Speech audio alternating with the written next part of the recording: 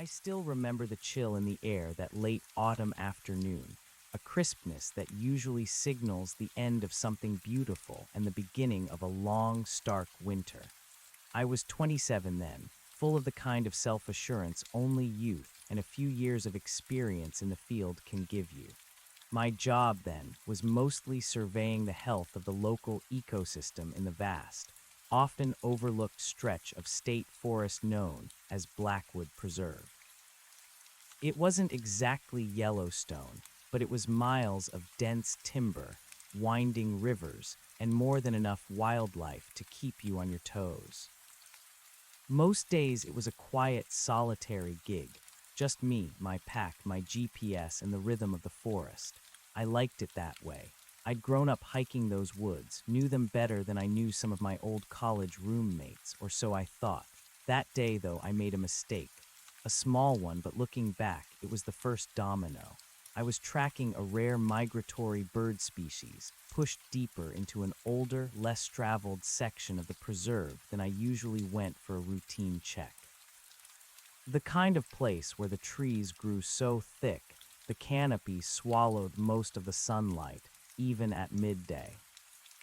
My original plan had been to make a loop back to my truck before dusk, but the bird's erratic flight path, combined with my own stubborn desire to get a perfect sighting, led me further off my usual grid. It was exhilarating, honestly. The air felt cleaner, the silence deeper.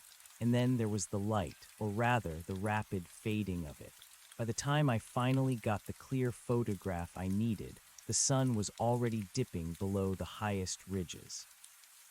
The forest floor was becoming a canvas of long, distorted shadows, and the air grew colder, quicker than I'd anticipated. "All right, smarty pants," I muttered to myself, zipping my camera into its waterproof case. "Time to earn your paycheck getting back." I pulled out my topographical map, double-checked my GPS coordinates, and started making my way. I knew the general direction, but navigating in low light, especially through unfamiliar terrain, meant slowing down, paying closer attention to every twisted root, every damp patch of earth.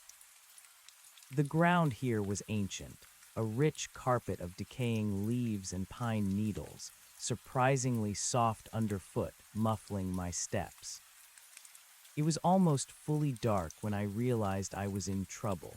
Not lost, not entirely, but definitely behind schedule. My truck, a beat-up Ford Ranger I affectionately called the Beast, felt 100 miles away, and the temperature was plummeting. The usual November bite was turning into something sharper, a frigid whisper that snaked through my jacket. I picked up my pace, a little nervous now, but still mostly annoyed with myself. I'd always prided myself on my wilderness competence, and getting caught out after dark was amateur hour. That's when I saw it, or rather felt it, a shift. I was heading downhill, following what looked like a dried-up creek bed, often the easiest path through dense undergrowth when the air around me changed. It wasn't just colder, it was different, still. Like someone had taken a giant breath and was holding it. All the usual night sounds, the rustle of leaves, the distant hoot of an owl, the nervous skittering of something small in the brush, they just stopped.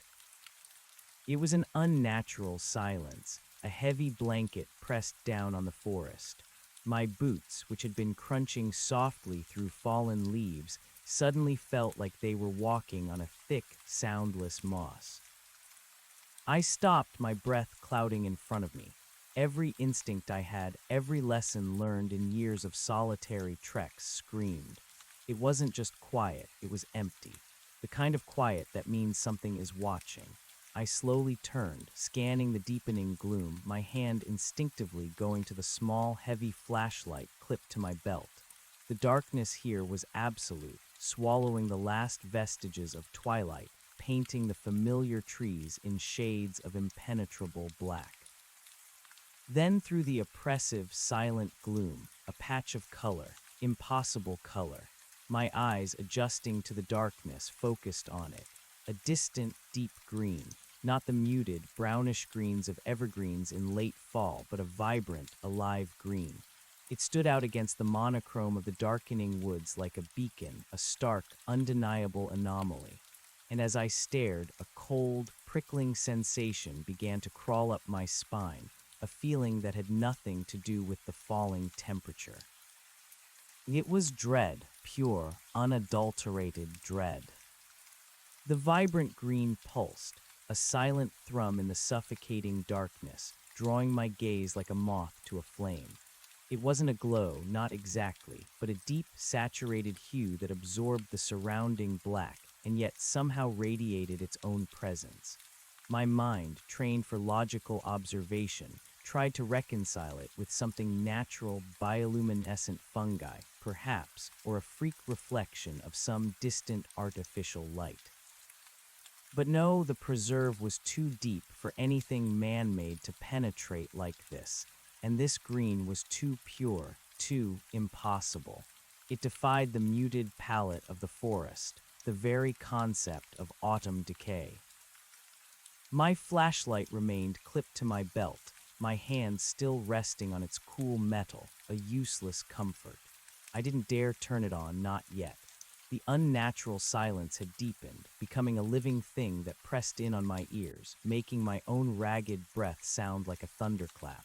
Every hair on my arm stood on end, a primal alarm blaring through my veins. Dread was a cold, bitter taste in my mouth, but beneath it, a tiny, insistent flicker of curiosity began to stir. What was that? Slowly, carefully, I began to move towards it. My feet, which had felt so heavy just moments ago, now seemed to float over the soundless moss. Each step was deliberate, silent, as if I were afraid of startling whatever strange thing lay ahead. The green didn't waver, didn't brighten or dim. It just existed, a static anomaly in a world that was suddenly anything but static. As I drew closer, the air grew even colder, but it wasn't the natural chill of a November night. This was a deep, bone-aching cold that seemed to come from within the green light itself, carrying with it a faint, metallic tang. It reminded me vaguely of ozone after a lightning strike, but sharper, somehow ancient. The trees around the periphery of this strange phenomenon began to change. Their usual rough bark seemed smoother, darker, their branches twisted into more angular, almost skeletal shapes. The leaves, where they still clung, were not brown or red, but a dull, withered gray. They looked less like part of a living forest and more like forgotten sculptures of something that once was. My heart hammered against my ribs. This wasn't just a patch of strange fungi. This was something else entirely, something wrong. And then I saw the source. It wasn't a single object, but a structure, or what appeared to be one. It rose from the forest floor, half hidden by a cluster of those unnaturally gray trees, a hulking, organic shape that defied description. It wasn't built of wood or stone or metal as I knew it. It seemed to be formed from a substance that was both solid and fluid, black as polished obsidian, yet shimmering with that impossible green light that seemed to emanate from its very core. The structure was massive, far larger than any natural rock formation, easily the size of a small cabin, but without any discernible windows or doors. Its surface was ridged and folded, like immense petrified muscle, and it pulsed with a slow, rhythmic beat that I could feel more than hear, a low thrumming that resonated in my chest. A profound sense of vertigo hit me. I stumbled, catching myself on the rough bark of a normal-looking pine tree, trying to anchor myself in the reality I knew. The air vibrated with a subtle energy that felt like a low-frequency hum, setting my teeth on edge. The metallic tang in the air intensified, stinging my nostrils. This wasn't part of Blackwood Preserve. It couldn't be. I had hiked these woods for years, had studied their geological surveys and ecological reports. Nothing like this had ever been documented. My scientist's brain, despite the screaming alarm bells, kicked into overdrive. I needed to understand. I needed a closer look, a sample, a reading. Against my better judgment, I pulled my flashlight from my belt, my thumb hovering over the switch. I knew I shouldn't. Something deep inside me warned against it, against disturbing the pristine, terrifying silence. But the need to identify, to classify, to explain was too strong. I flicked the switch. A beam of pure white light cut through the oppressive darkness, lancing out towards the strange structure. It hit the obsidian-like surface, and for a split second, something extraordinary happened. The green light intensified, flaring brilliantly, and then, as if the structure were alive, it recoiled. The black surface seemed to ripple, like disturbed water, and the vibrant green light pooled and then flowed across its surface, retracting into the deeper folds, leaving behind only a dull, unreflective black. The air pressure seemed to drop, and the metallic tang vanished, replaced by a sudden, sterile emptiness. My breath hitched, my flashlight, a simple tool of the wilderness, had caused a reaction. This was not inert, this was aware. I stood frozen, the beam of my flashlight shaking slightly in my hand, my heart a frantic drum solo. The structure was now just a silent, hulking black mass, looking utterly dead. But I knew better. I had seen it react. I had seen the green light retreat. Slowly, I lowered the flashlight. The absolute darkness swallowed the beam, making the structure disappear once more into the gloom. But I knew it was there, silent, watching, or waiting. My first thought was retreat, turn around, run, find my way back to the truck, report this, bring in experts, people with actual specialized equipment. But even as the thought formed, a cold, insidious truth began to settle in. I was deep in the preserve, miles off any trail. My GPS, I remembered, had been acting strange earlier, flickering in and out. What if it wasn't just low battery? What if this place was interfering with it? I pulled out my GPS unit, fumbling with the buttons in the dark. The screen flickered to life, the small digital compass spinning wildly, unable to lock onto a signal. My exact coordinates were a jumbled mess of symbols, and the map displayed a blank, featureless expanse. It was utterly useless. A fresh wave of dread washed over me, colder and deeper than before. I wasn't just lost anymore. I was cut off, completely. My phone, I knew, wouldn't have service this far out anyway, but the GPS was usually reliable. Its failure here now felt deliberate. I was alone with this thing. My professional curiosity, once so strong, was now thoroughly overridden by a desperate urge to survive. I needed to get away, to put as much distance as possible between myself and that pulsing, black monolith. I turned, my gaze sweeping the inky blackness, trying to discern the direction I'd come from. The silence pressed in, a physical weight. The normal landmarks, the shape of the trees, the subtle slopes of the terrain were gone, replaced by a featureless void. Every direction looked the same. A low internal thrumming began in my ears, distinct from the silent pulse of the structure. It was a pressure, like being in a deep underwater current, disorienting my senses. The metallic tang returned, subtle but persistent. I could feel a faint vibration in the soles of my boots, a resonance through the ancient earth.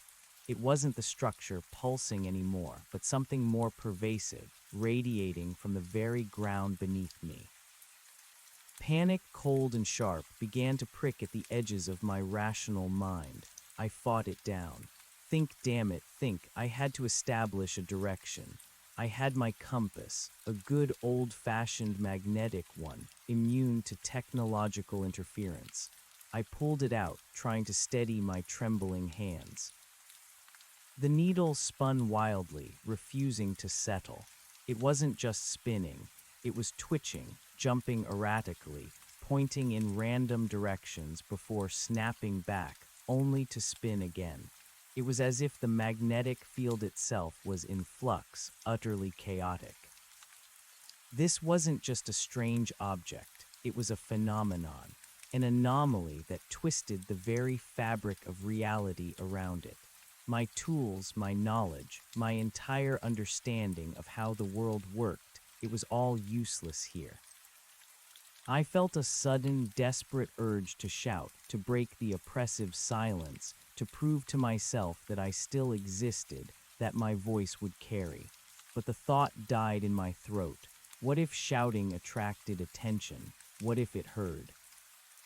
The silence was broken then, not by my voice, but by a sound far more unsettling, a whisper. It was faint, barely audible, carried on the frigid air. It wasn't a human whisper, nor the rustle of leaves or the call of a night creature. It was a dry, rasping sound, like parchment scraping against stone, or ancient leaves skittering across a vast, empty plain. It seemed to come from everywhere and nowhere at once, curling around me, brushing against my ears. And then a word, or what sounded like a word. It was guttural, sibilant, utterly alien. I didn't understand it, but the sound of it sent a fresh wave of terror through me, a chilling recognition that I was not alone. I froze, every muscle taut, my breath held. The whispering stopped as suddenly as it began. The silence returned, thicker, heavier, imbued now with a sinister knowing. My blood ran cold. Whatever this structure was, whatever this place was, it wasn't empty. It wasn't inert. I turned my flashlight back on, sweeping the beam in wide arcs through the dense blackness, my heart pounding a frantic rhythm against my ribs. The light cut through the gloom, but it revealed nothing but the gnarled, shadowy forms of trees, their branches like grasping claws. No movement, no eyes glinting in the dark. Nothing. But the feeling persisted, the feeling of being watched, of being assessed. My gaze landed back on the location where the structure stood. Even in the darkness, I could sense its presence, a void of normal light, a looming shadow. The green wasn't visible, but I could feel its cold, living hum resonating through the ground. I made a decision, a desperate, irrational one. I couldn't stay here. I couldn't run blindly into the pitch-black unknown. I had to understand what I was dealing with, or at least find a path that didn't feel like walking into a trap. With trembling hands, I reached into my pack, pulling out my small field camera. It was a robust, weather-sealed model designed for harsh conditions. I switched it on, hoping against hope that its internal compass or GPS functions might somehow override the interference. No luck, but the display screen, a small rectangular window, offered a sliver of light in the overwhelming darkness. I raised the camera, aiming it at the spot where the obsidian structure loomed. The autofocus struggled, the low light making it difficult to lock on.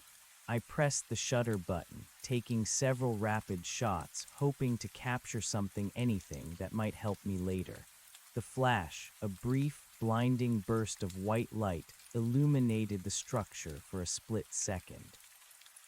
The flash was met with an immediate, violent reaction. A wave of pure, concentrated cold slammed into me, knocking the air from my lungs. It was an assault, not just on my body, but on my very being. A terrible, crushing weight descended, pressing me down. The metallic tang in the air became overwhelming, like inhaling pure acid. The whispering returned, a cacophony of dry, scraping sounds, closer now, surrounding me. It felt like 1,000 ancient voices, all speaking at once in that guttural, alien tongue, filling my head with their dreadful cadence. And then the green. It wasn't just emanating from the structure anymore. It erupted. Shafts of brilliant, emerald light burst forth from the surface of the monolith, piercing the darkness like living tendrils. They stretched outwards, not in beams, but like solid, glowing limbs reaching towards me. The ground beneath my feet vibrated violently, the deep hum rising in intensity until it felt like a physical blow. The gray trees around the structure, the ones that had seemed withered and dead, now pulsed with a faint, sickly luminescence, their angular branches appearing to writhe. I screamed. It was a raw, terrified sound ripped from the depths of my throat, quickly swallowed by the cacophony of whispers and the rising hum. I dropped the camera, forgotten. The flashlight fell from my grasp, its beam flickering once before dying as it hit the ground. My hands flew to my ears, trying to block out the overwhelming, terrifying sounds, but they were inside my head now, 1,000 alien voices screaming. The green tendrils advanced, impossibly fast. They were not light, not energy, but something tangible, like immense glowing vines. They snaked across the forest floor, reaching for me, their tips glowing with an almost painful intensity. The cold was unbearable, a searing agony that seemed to freeze my very blood. I stumbled backward, tripping over a root, falling hard onto the mossy ground. Pain shot up my leg, but I barely registered it. All I could see were the advancing green tendrils. All I could hear was the mind-shattering chorus of whispers. I scrambled backwards on my hands and knees, my eyes wide with terror, pushing myself away from the surging green light. The air shimmered, distorting the familiar shapes of the forest, turning them into wavering specters. My vision blurred, my head spun. I was suffocating, not from lack of air, but from the sheer, overwhelming sensory overload. One of the green tendrils, thicker than my arm, shot forward, its tip glowing with a malevolent brilliance. It slammed into the ground just inches from my foot, sinking into the moss with a soft, squelching sound, leaving a sizzling, steaming indent. The heat radiating from it was intense, burning through the intense cold. It was a contradiction, an impossible sensory assault. I whimpered a broken sound. This wasn't just a discovery, it was an attack. With a surge of adrenaline-fueled desperation, I forced myself to my feet. Every instinct screamed at me to run, to flee this impossible horror. I turned, not bothering to look for my path, just launching myself into the inky blackness, away from the searing green and the dreadful whispers. I ran blindly, crashing through the undergrowth, branches tearing at my jacket, roots tripping my feet. I didn't care about noise, about caution, about direction. All that mattered was putting distance between myself and that thing. The cold, the metallic tang, the whispering voices, and the oppressive hum still clung to me, but as I burst through a thicket of thorns, they seemed to diminish slightly, becoming less immediate, more distant. I didn't stop running until my lungs burned, my legs ached, and my heart felt like it would explode from my chest. I finally collapsed against the rough trunk of a massive oak, gasping for air, shaking uncontrollably. I pressed my hands to my ears, trying to make the phantom whispers stop. The image of the glowing green tendrils, the hulking black monolith, was seared into my mind. I closed my eyes, trying to calm my racing mind, to force some semblance of order back into the chaos. What had I just experienced? It defied everything I knew. It was impossible, yet it had happened. After what felt like an eternity, but was probably only minutes, my breathing began to even out. The metallic tang in the air had faded, though a faint, lingering echo remained in my senses. The oppressive silence had been replaced by the normal, albeit hushed, sounds of the deep woods at night, the rustle of leaves, the distant hoot of an owl, the subtle creak of ancient trees. The unnatural silence had lifted. The terror began to recede, leaving behind a cold, hollow core of dread. I slowly opened my eyes, scanning the darkness around me. It was still absolute black, but it was a normal black, not the profound, suffocating void that had surrounded the monolith. I could make out the faint, ghostly outlines of trees against the slightly less dark sky, a subtle difference that signaled the absence of whatever energy distortion had been present back there. My body ached, my ankle throbbed where I'd twisted it. My hands were scraped and bleeding from my frantic escape. I was still lost, still alone, but I was out of that impossible, terrifying place, for now. I cautiously felt around for my flashlight. It was gone, dropped somewhere in my flight. My camera, too. A bitter wave of frustration washed over me. The only proof of what I'd seen was my own shattered sanity. I pulled out my GPS again, almost mechanically. The screen flickered, struggling, but then miraculously it caught a signal. The compass needle slowly, hesitantly settled on north. My coordinates popped up, a jumble of numbers that meant nothing to me at the moment, but they were there. A wave of profound relief, so intense it almost brought tears to my eyes, washed over me. I was still lost, but I was lost in my world again, not that twisted, alien one. I checked my map, trying to orient myself. I was much further off my intended path than I'd thought, deep in a section of the preserve known as the Whispering Hollows, a place rumored to be haunted by old logging spirits, a place most locals avoided. I scoffed at the irony. Ghosts seemed preferable to whatever ancient, living terror I had just escaped. My truck was still miles away, but I now had a direction, a tangible goal. I had to get back. I had to report this. But who would believe me? Giant, pulsing obsidian structures that reacted to light, that generated impossible cold and heat, that whispered alien words and grew glowing green tendrils. They'd think I'd finally cracked, spent too many solitary days in the woods. I needed to be careful. I couldn't just walk out of the woods screaming about alien monoliths. I had to gather myself to appear rational. I had to think. First movement. Even with a twisted ankle, I had to keep going. The temperature was still dropping, and hypothermia was a real danger. I pushed myself up, wincing as my ankle protested.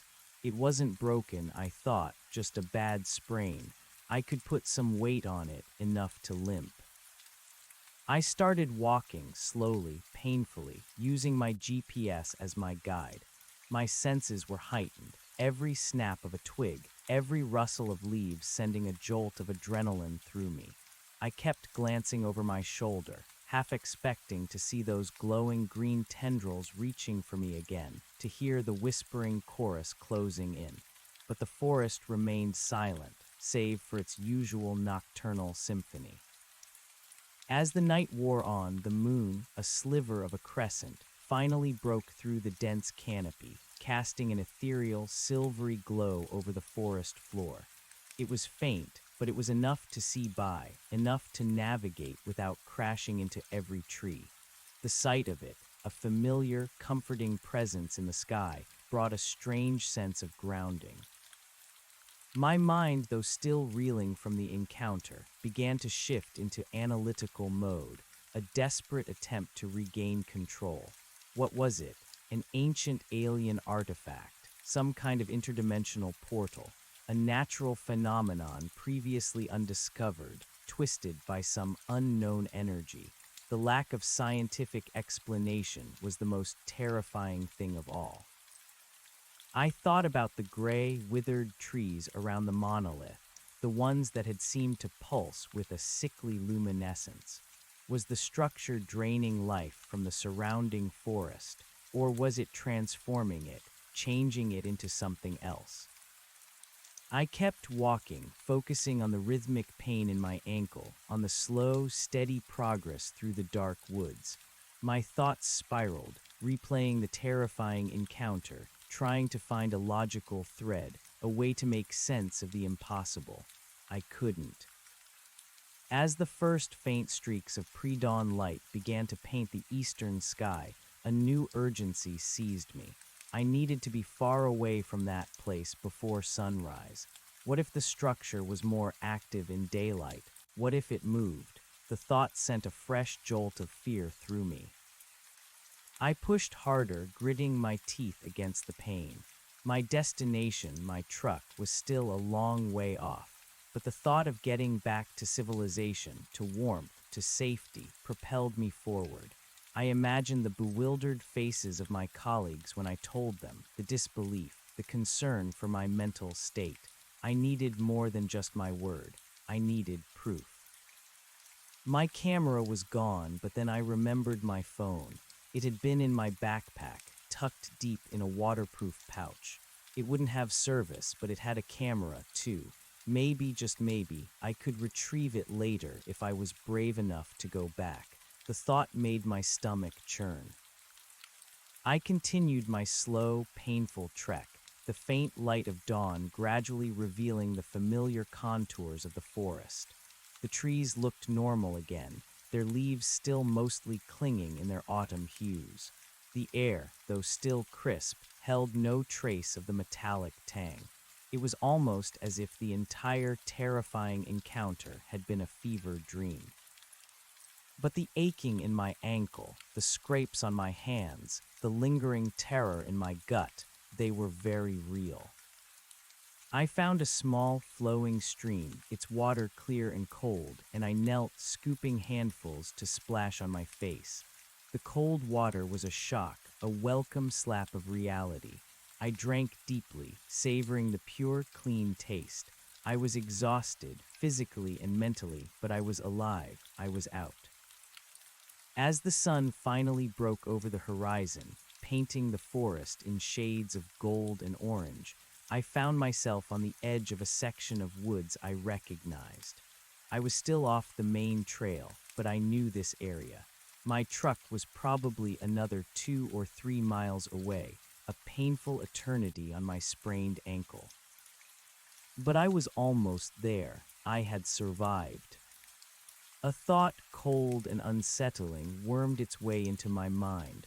I had seen something impossible, something that shouldn't exist, and it had reacted to me, to my flashlight, to my camera's flash. It knew I was there.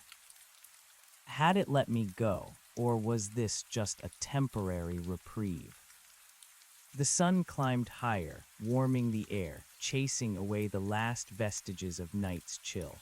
The forest was vibrant, alive, filled with the sounds of awakening birds and rustling animals. It was beautiful, peaceful, utterly normal. But I knew better. I knew what lay hidden within its depths. I knew the darkness held secrets far more terrifying than any ghost story. And I had to decide what to do with that knowledge. My life as a quiet, solitary surveyor of Blackwood Preserve was over. Whatever I chose to do next, everything had changed. I pushed myself to my feet, gritting my teeth against the fresh surge of pain from my ankle. One foot in front of the other. Just keep moving. The sun was up. I was safe. For now. But the memory of the pulsing green, the alien whispers, and the impossible cold would forever haunt my steps, a terrifying beacon in the dark corners of my mind. As I limped towards the faint sound of a distant logging road, a deep, unsettling thought settled in my gut. What if it wasn't just my world that had changed? What if the world had changed, and I was just the first to truly see it? The logging road, when I finally reached it, was a ribbon of cracked asphalt and gravel, barely distinguishable from the forest floor in some places, but it was civilization. A path, a promise. The sight of it, even in its dilapidated state, was like a physical weight lifting from my chest. I slumped against a weathered guardrail, my entire body screaming in protest, but a strange, almost hysterical laugh bubbled up from my throat. I had made it. My truck, the beast, was still a long walk, but the road offered a clearer, if not easier, path. I pushed off the guardrail, my ankle sending a sharp, searing pain through my leg, but I ignored it. Pain was a familiar companion now, a dull roar compared to the screams of alien voices that still echoed in the back of my mind. The sun was fully up, casting long, peaceful shadows. Birds chirped overhead, squirrels chattered, and the wind rustled through the autumn leaves. The world was utterly, perfectly normal, but I was not. Every sound, every shadow held a hidden menace for me now. I kept scanning the tree line, my heart lurching at every sudden movement, convinced I would see a flash of impossible green, hear the dry, scraping whispers. The walk was grueling. Each step was a battle against my protesting muscles and the insistent throb in my ankle. I focused on the rhythm of my breathing, on the crunch of my boots on the gravel, on the distant, hopeful image of the beast. My mind, exhausted from the night's terror, drifted between the mundane and the monstrous. I thought about the reports I had to file, the data I had to process. It all felt so trivial now, so utterly meaningless in the face of what I had witnessed. What was I going to tell my boss, old Mr. Henderson, that I'd been chasing a rare bird and stumbled upon a sentient, interdimensional monolith that tried to engulf me with glowing green tentacles? He'd probably recommend a long vacation and a psychiatric evaluation. My reputation, painstakingly built over years, would be shattered. No, I couldn't tell them. Not yet. I needed time. Time to process, to think, to find a way to make sense of the impossible. I needed proof. But my camera was gone, my phone likely dead or useless as proof. All I had was the burning memory, the raw terror, and the phantom echoes in my head. Finally, after what felt like an eternity, but was probably closer to an hour and a half, I saw it. The beast. My beat-up Ford Ranger, parked haphazardly where I'd left it, a familiar, comforting sight. Its faded blue paint, its dented bumper, its mud-splattered tires. It was the most beautiful vehicle I had ever seen. A wave of overwhelming relief, so potent it made my knees buckle, washed over me. I stumbled the last few yards, practically collapsing against the driver's side door. My hands were shaking so badly I fumbled with the keys, dropping them twice before I managed to unlock the door. I practically fell into the driver's seat, slamming the door shut, and leaned my head back against the worn upholstery, taking a shaky, deep breath. I was safe. I was out. I sat there for a long time, just breathing, letting the quiet hum of the truck's cabin soothe my frayed nerves. The terror, while still a chilling presence, was no longer immediate. It had retreated to the shadows of my mind, a lurking beast waiting for an opportune moment to strike. I pulled out my phone from its waterproof pouch. It was dead. The battery must have drained completely during the night. Another piece of potential evidence gone. I sighed, a weary, defeated sound. I checked my face in the rearview mirror. My eyes were bloodshot and wide, dark circles beneath them. My face was pale, streaked with dirt and grime. There was a long, thin scratch across my cheek, and my hair was a tangled mess. I looked like I'd wrestled a bear, or perhaps, more accurately, run from a nightmare. Right, I muttered to my reflection, trying to force a semblance of normalcy into my voice. Time to concoct a story. My ankle throbbed. I'd have to explain that. The scrapes on my hands, the exhaustion. I could say I fell, lost my way in the dark, spent the night sheltering under a tree. It wasn't entirely a lie. It was just selective truth. People got lost in Blackwood Preserve sometimes. It wasn't unheard of. I started the truck. The engine turned over with a familiar rumble, a reassuring sound of mechanical normalcy. I shifted into gear, wincing as I had to use my injured ankle on the clutch. The drive out of the preserve was slow, bumpy, and agonizing. Every bump sent a jolt of pain through my ankle, and every shadow seemed to morph into something else. As I drove, my mind began to replay the events of the night, trying to piece together a coherent narrative, not for others, but for myself. The vibrant green light, the metallic tang, the unnatural silence, the hulking black structure, the whispers, the tendrils. It was all so vivid, so utterly real. I thought about the gray, withered trees, the sickly luminescence. Was it a parasite, a predator, or something entirely beyond human comprehension, something that simply was altering its environment without malice or intent, simply by its presence? The thought made it even more terrifying, a force of nature, but not our nature. By the time I reached the main highway, the sun was high in the sky. The world was bustling with cars, people going about their Saturday mornings.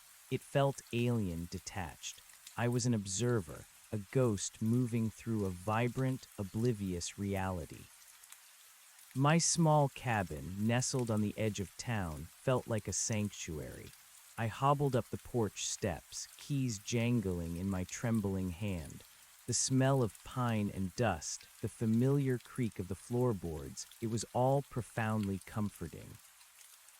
First order of business, an ice pack for my ankle, and then a long, hot shower. As the steaming water sluiced over my body, washing away the dirt and grime, I felt a tiny fraction of the tension release from my shoulders. But the internal grime, the psychological residue of fear, remained. Afterward, wrapped in a warm blanket, my ankle propped up with a bag of frozen peas, I tried to eat something. My stomach churned, protesting, but I forced down a granola bar. I needed strength. I needed to think. I called Mr. Henderson. My voice was raspy, but I tried to keep it steady. Mr. Henderson, it's Ben. Sorry to call on a Saturday, but I wanted to let you know I had a bit of an incident out in the preserve last night. Ben, good heavens, are you all right? We were just about to send a search party out. Your truck was still there this morning, but no sign of you. Got a little worried, son. His voice was gruff, but laced with genuine concern. I'm fine, mostly. Twisted my ankle pretty bad and got a bit turned around after dark. Had to hunker down for the night. Found my way back to the truck this morning. I kept it vague, general. A twisted ankle, huh? You been getting lost. That's a new one, he chuckled, a sound that grated on my nerves. Well, glad you're all right. Take a few days off, heal up. We'll get someone else to cover your roots for a bit. Thanks, Mr. Henderson. I appreciate it. Don't worry about it, son. Just glad you're safe. Get some rest. I hung up, a cold knot tightening in my stomach. The lie felt like a betrayal, not just to him, but to the truth. But what choice did I have? The next few days were a blur of pain and paranoia. My ankle swelled to twice its size, making movement difficult. I spent my time hobbling around the cabin, making endless cups of tea, staring out the window at the familiar woods, now imbued with a sinister aura. Sleep was a battlefield. The moment I closed my eyes, the green tendrils would surge from the darkness, the alien whispers would crescendo, and the crushing cold would engulf me. I would wake up in a cold sweat, gasping for air, the images searing my retinas. I started avoiding sleep, trying to stay awake, but exhaustion would eventually claim me, only to plunge me back into the nightmare. I tried to rationalize it. Stress, fatigue, maybe a mild concussion from my fall. My mind was playing tricks on me, but the vividness, the sheer presence of it all defied easy dismissal. I was not prone to hallucinations. I was a scientist, a man of logic and empirical evidence. But what evidence did I have? Nothing. The desire to go back to prove it warred with a primal fear that screamed against ever stepping foot near that place again. What if it wasn't a one-time thing? What if it had changed me?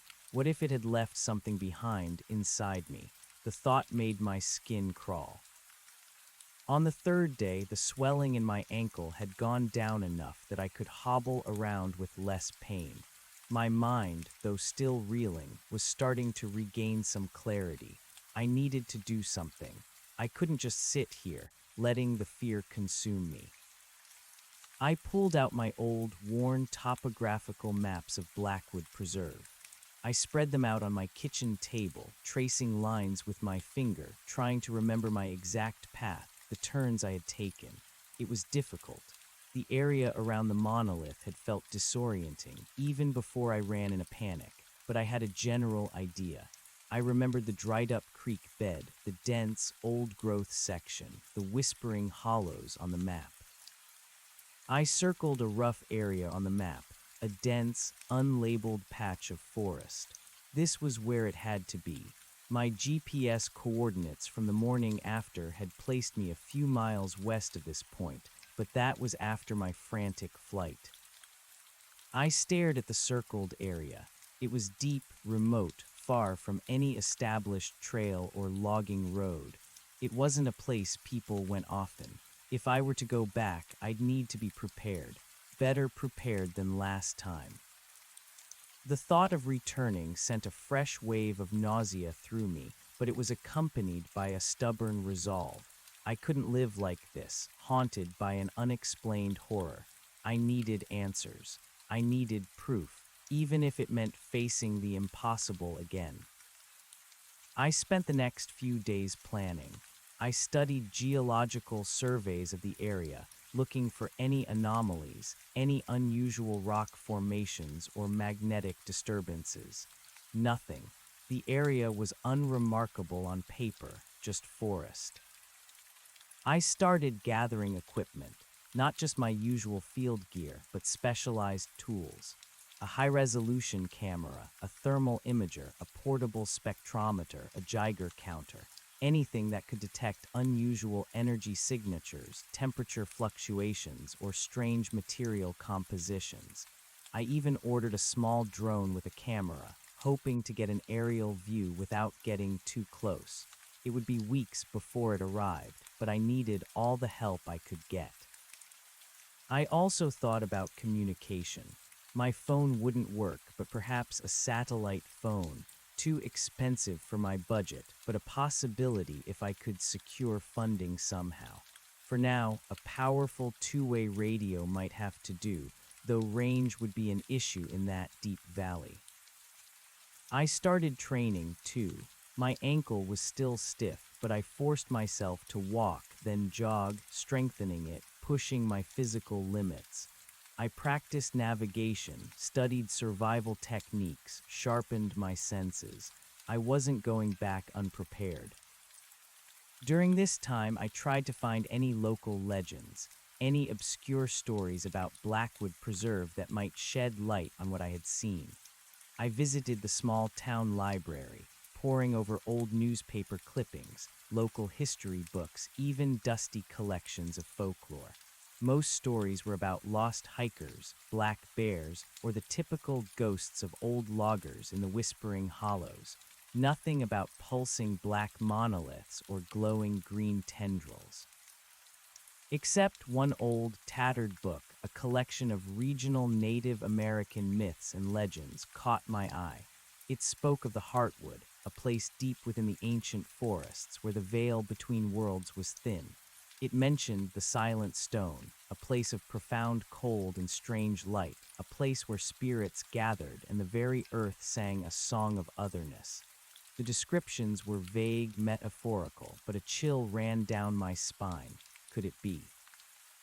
Could this impossible structure be something ancient, something that had been hidden for millennia, known only to those who truly understood the land? The book didn't offer any clear answers, but it validated a nagging feeling. I wasn't crazy. Others, long ago, might have encountered something similar. They just interpreted it through their own cultural lens. Weeks turned into a month. My ankle healed completely. My new equipment arrived. The The drone was small but robust, and I spent hours in my backyard learning to fly it, practicing precise maneuvers. I felt a renewed sense of purpose, of grim determination. The fear was still there, a constant companion, but it was now tempered by a burning need for understanding. I decided I would go back during the day. The visibility would be better, the psychological impact of the darkness less overwhelming, and if the structure was more active at night, as I suspected from my initial encounter, then daylight might offer a safer window for observation. I chose a crisp, clear morning in early December. The air was frigid, but the sun was bright, piercing the forest canopy with sharp shafts of light. My pack was heavy, filled with my new gear, extra batteries, a first aid kit, and enough provisions for 2 days. I had my good old-fashioned magnetic compass, too, just in case, and a large, serrated hunting knife on my belt, more for psychological comfort than any real use against whatever I might encounter. I drove the beast down the logging road, parking it in the exact spot I had left it weeks ago. The familiar surroundings were a stark contrast to the churning anxiety in my stomach. This time I was prepared. This time I wouldn't run blindly. I started my trek, following my carefully plotted route on the GPS. I moved slowly, deliberately, my senses on high alert. The forest was quiet, save for the crunch of frozen leaves under my boots and the occasional chirping of a winter bird. It felt normal, too normal. As I neared the general area I had circled on my map, the first subtle changes began. The air grew colder, the sounds of the forest diminished, and the light filtering through the trees took on a muted, almost oppressive quality. My heart began to pound, a frantic drum against my ribs. I pulled out my Geiger counter, its small screen showing nothing but background radiation.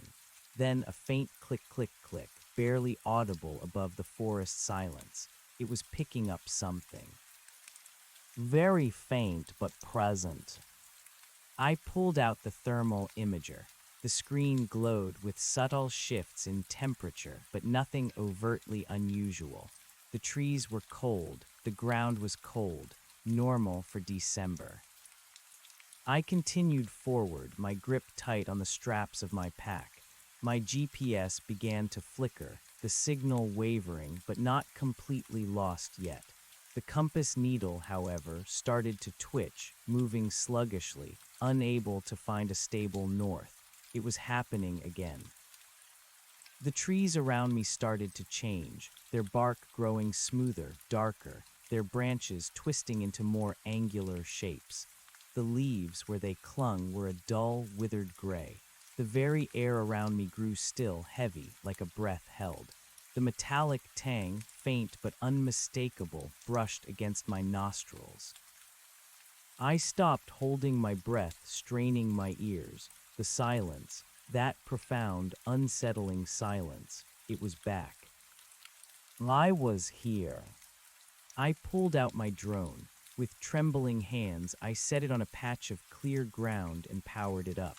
The small rotors whirred to life, a surprisingly loud sound in the oppressive stillness. I launched it, sending it slowly, cautiously up above the canopy. My eyes were glued to the drone's remote control screen, which displayed a live feed from its camera. The drone climbed higher, hovering just above the treetops. I piloted it slowly forward, scanning the terrain below. Dense forest. No sign of anything out of the ordinary. I adjusted the drone's altitude, sending it lower, weaving it through the denser parts of the canopy. I remembered the structure being half hidden. Then a flicker of dark against dark. I zoomed in. There it was. The hulking black mass, rising from the forest floor, partially obscured by the strangely gray, twisted trees. It looked exactly as I remembered it, a solid, fluid, obsidian-like shape, ridged and folded like petrified muscle. Even in daylight, it absorbed the light, an absence of color against the muted greens and browns of the winter forest. It wasn't glowing green now, not explicitly, but there was a subtle, almost imperceptible shimmer to its surface, a hint of that impossible hue lurking beneath the black. My breath hitched. It was real. I wasn't crazy. My hand instinctively went to my chest, feeling the rapid thump of my heart. The fear was back, sharp and cold, but it was mingled with a fierce surge of triumph. Proof. I had proof. I piloted the drone closer, slowly, carefully. The drone's camera zoomed in, showing the intricate, almost alien patterns on the structure's surface. It looked utterly inert, like a silent, ancient tombstone, but I knew better. I had seen it react. I took several photos and videos with the drone's camera, capturing every detail. I made sure to pan around, showing the surrounding gray trees, the distorted ground, establishing its location within the forest. As I maneuvered the drone closer, the Geiger counter in my hand started to chatter louder. Click, click, click, click, click. The radiation levels were rising, though still within what might be considered background for certain rare isotopes, but definitely anomalous for Blackwood Preserve.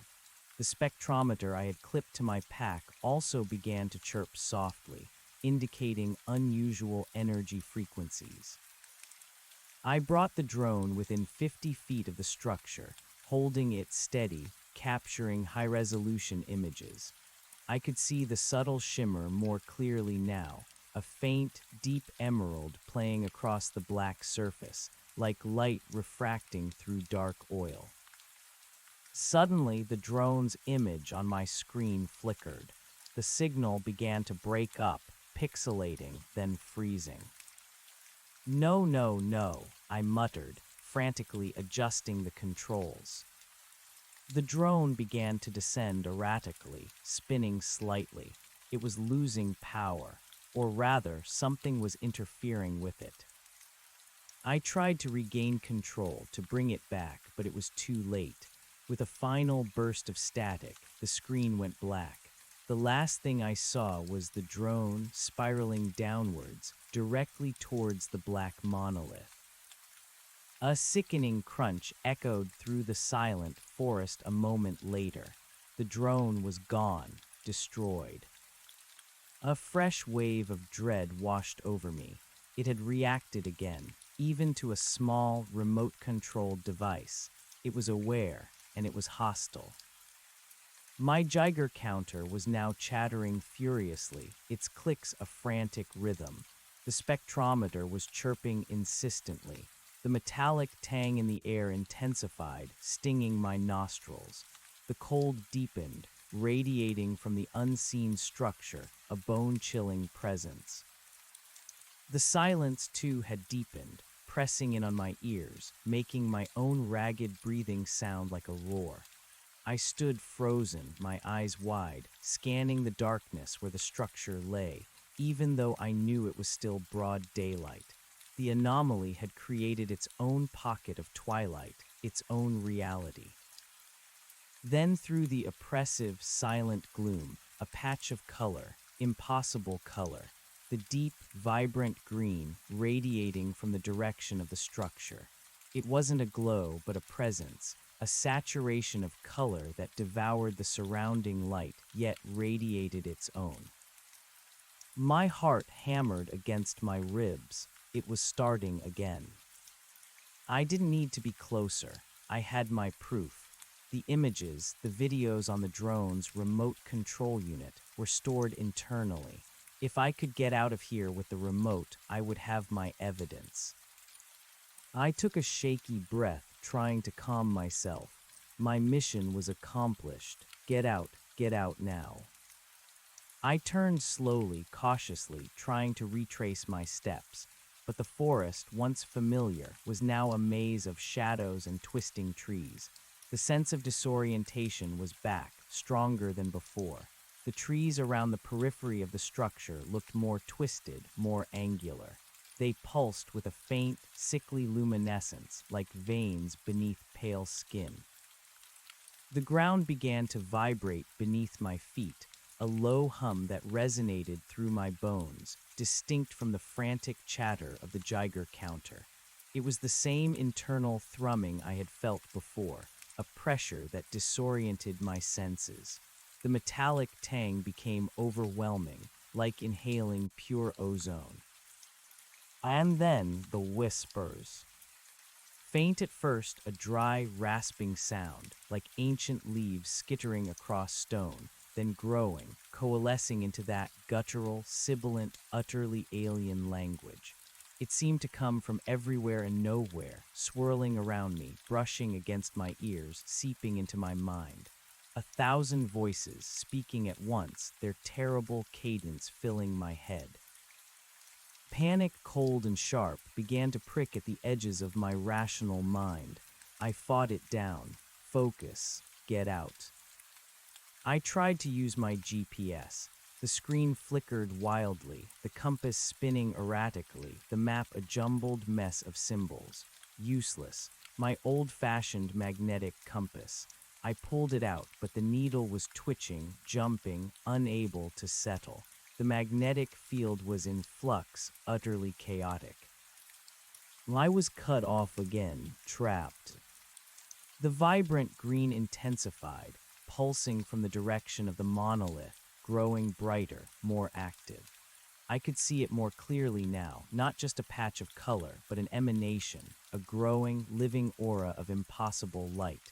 The air grew impossibly cold, a searing agony that seemed to freeze the very air in my lungs, contrasting with the subtle heat I could feel radiating from the structure itself, a contradiction that twisted my perception. I began to back away slowly, my eyes fixed on the growing green light. My heart hammered against my ribs, a frantic rhythm. The whispers grew louder, more insistent, clawing at the edges of my sanity. Suddenly, a massive branch, one of the gray, withered ones, snapped from a nearby tree with a loud crack that echoed through the silence. It fell to the ground with a thud just a few feet from me, narrowly missing my head. It wasn't just a random falling branch. The way it snapped, the way it fell, felt deliberate, a warning. I didn't wait, I turned and ran. I crashed through the undergrowth, heedless of the noise, of the direction, of the branches tearing at my jacket. I just ran, putting as much distance as possible between myself and that pulsing, whispering horror. The heavy pack on my back bounced with each stride, slowing me down, but I couldn't stop. The metallic tang, the cold, the whispers, and the oppressive hum clung to me, diminishing slightly as I fled, but never fully disappearing. They were inside my head now, a part of me. I ran until my lungs burned, until my legs felt like jelly, until my muscles screamed in protest. I stumbled and fell, scraping my knees, but scrambled back to my feet, pushing myself onward. I didn't stop until I burst out of the densest part of the forest, finding myself on a less traveled but still recognizable game trail. I collapsed against a thick pine tree, gasping for air, shaking uncontrollably. I pressed my hands to my ears, trying to block out the phantom whispers, the lingering echo of the hum. The image of the glowing green, the silent monolith, was seared into my mind. My body ached, my legs throbbed. I was drenched in sweat despite the frigid air, but I was out again. I fumbled for my GPS. This time it caught a signal almost immediately. The compass needle slowly, hesitantly, settled on north. I was still off my planned route, but I was back in my world, not that twisted, alien one. I was somewhere on the eastern edge of the preserve, much further east than I'd intended to go. The map showed a long, winding path back to my truck. I checked the drone remote. The screen was still black, but I knew the images were there, stored internally. Proof real, tangible proof. A wave of profound relief, so intense it almost made me weep, washed over me. I had proof. I wasn't crazy. But what now? Who could I show this to? Who would believe me? My boss, Mr. Henderson, would still think I was insane. The local authorities would laugh me out of the station. I needed someone who might understand, or at least be open-minded enough to consider the impossible. I thought about Dr. Evelyn Reed, my old professor from graduate school. She was a brilliant ecologist, but also had a reputation for being an unconventional thinker, always pushing the boundaries of traditional science. She specialized in anomalous environmental phenomena, though usually related to things like unexplained extinctions or strange migratory patterns, not sentient alien monoliths. But she was smart, respected, and above all, curious. She might be my only hope. I checked my supplies. I still had water and a few energy bars. The sun was beginning its slow descent towards the western horizon. I had to get moving. I started walking slowly, carefully, every nerve on edge. The forest was returning to its normal sounds, the cold becoming just a natural winter chill. But I knew the truth. I knew what lay hidden within its depths. As I walked, my mind began to formulate a plan. I would go home, get cleaned up, try to appear as normal as possible. Then I would contact Dr. Reed. I wouldn't tell her everything at first, not until I had her full attention. I would start with the environmental anomalies, the cold, the strange readings from my Geiger counter and spectrometer, the disruption of my instruments. Then slowly, carefully, I would introduce the drone footage. It was a risky plan. She might dismiss it as a hoax or a breakdown, but I had to try. The implications of what I had seen were too vast, too profound to ignore. My trek back to the truck was long and arduous, but filled with a new sense of grim determination. The fear was still a cold knot in my stomach, but it was now overshadowed by the urgency of my mission. I had stumbled upon something that could change everything we knew about our world, about existence itself, and I was now inextricably linked to it. The beast was still parked where I'd left it, a beacon of normalcy. I climbed in, starting the engine, and began the long drive home. The drone remote was clutched in my hand, its black screen a silent testament to the impossible. I knew I couldn't go back to my old life. The quiet, solitary surveyor of Blackwood Preserve was gone, replaced by a man burdened with a terrifying secret. My world had changed, and I had to make sure others saw it too. But I also knew the danger. The monolith had reacted to me. It had reacted to my equipment. It knew I was there, and now I was trying to expose it. This was no longer just about survival. It was about discovery, about warning, about understanding. And I had a feeling, a cold, prickling sensation that crawled up my spine, that the monolith would not take kindly to being exposed. I was now a target. The drive back to my cabin was mostly silent, broken only by the hum of the road and the low thrumming of my own anxiety. The landscape outside my window, once so familiar and comforting, now felt subtly altered, as if a thin, invisible membrane had been stretched over it, separating my experience from the everyday reality of everyone else. I saw the ordinary world, but I knew the impossible world that lay beneath. When I finally pulled into my driveway, the sun had already dipped below the horizon, casting the cabin in a deep twilight. The cabin itself, usually a haven, felt small and vulnerable now. I parked the beast but didn't immediately get out. I just sat there, the drone remote still clutched in my hand, staring at my humble home. I needed to be smart. I needed to be careful. If I was right, if this thing was truly an ancient, sentient entity, then it wouldn't appreciate being disturbed. And if it had reacted violently to my attempts to observe it, what would it do if I tried to reveal its existence to the world? The thought sent a shiver down my spine that had nothing to do with the evening chill. I was alone in this, for now, and I was playing a dangerous game. I finally stepped out of the truck, my legs stiff, my mind heavy. The drone remote, a small rectangular device, felt like a lead weight in my hand. This was my proof. This was my ticket to being believed, or my descent into madness. I walked into my cabin, flicking on the lights. The sudden brightness was almost painful after the twilight outside. I set the remote carefully on my kitchen table, then went about the familiar routines of evening.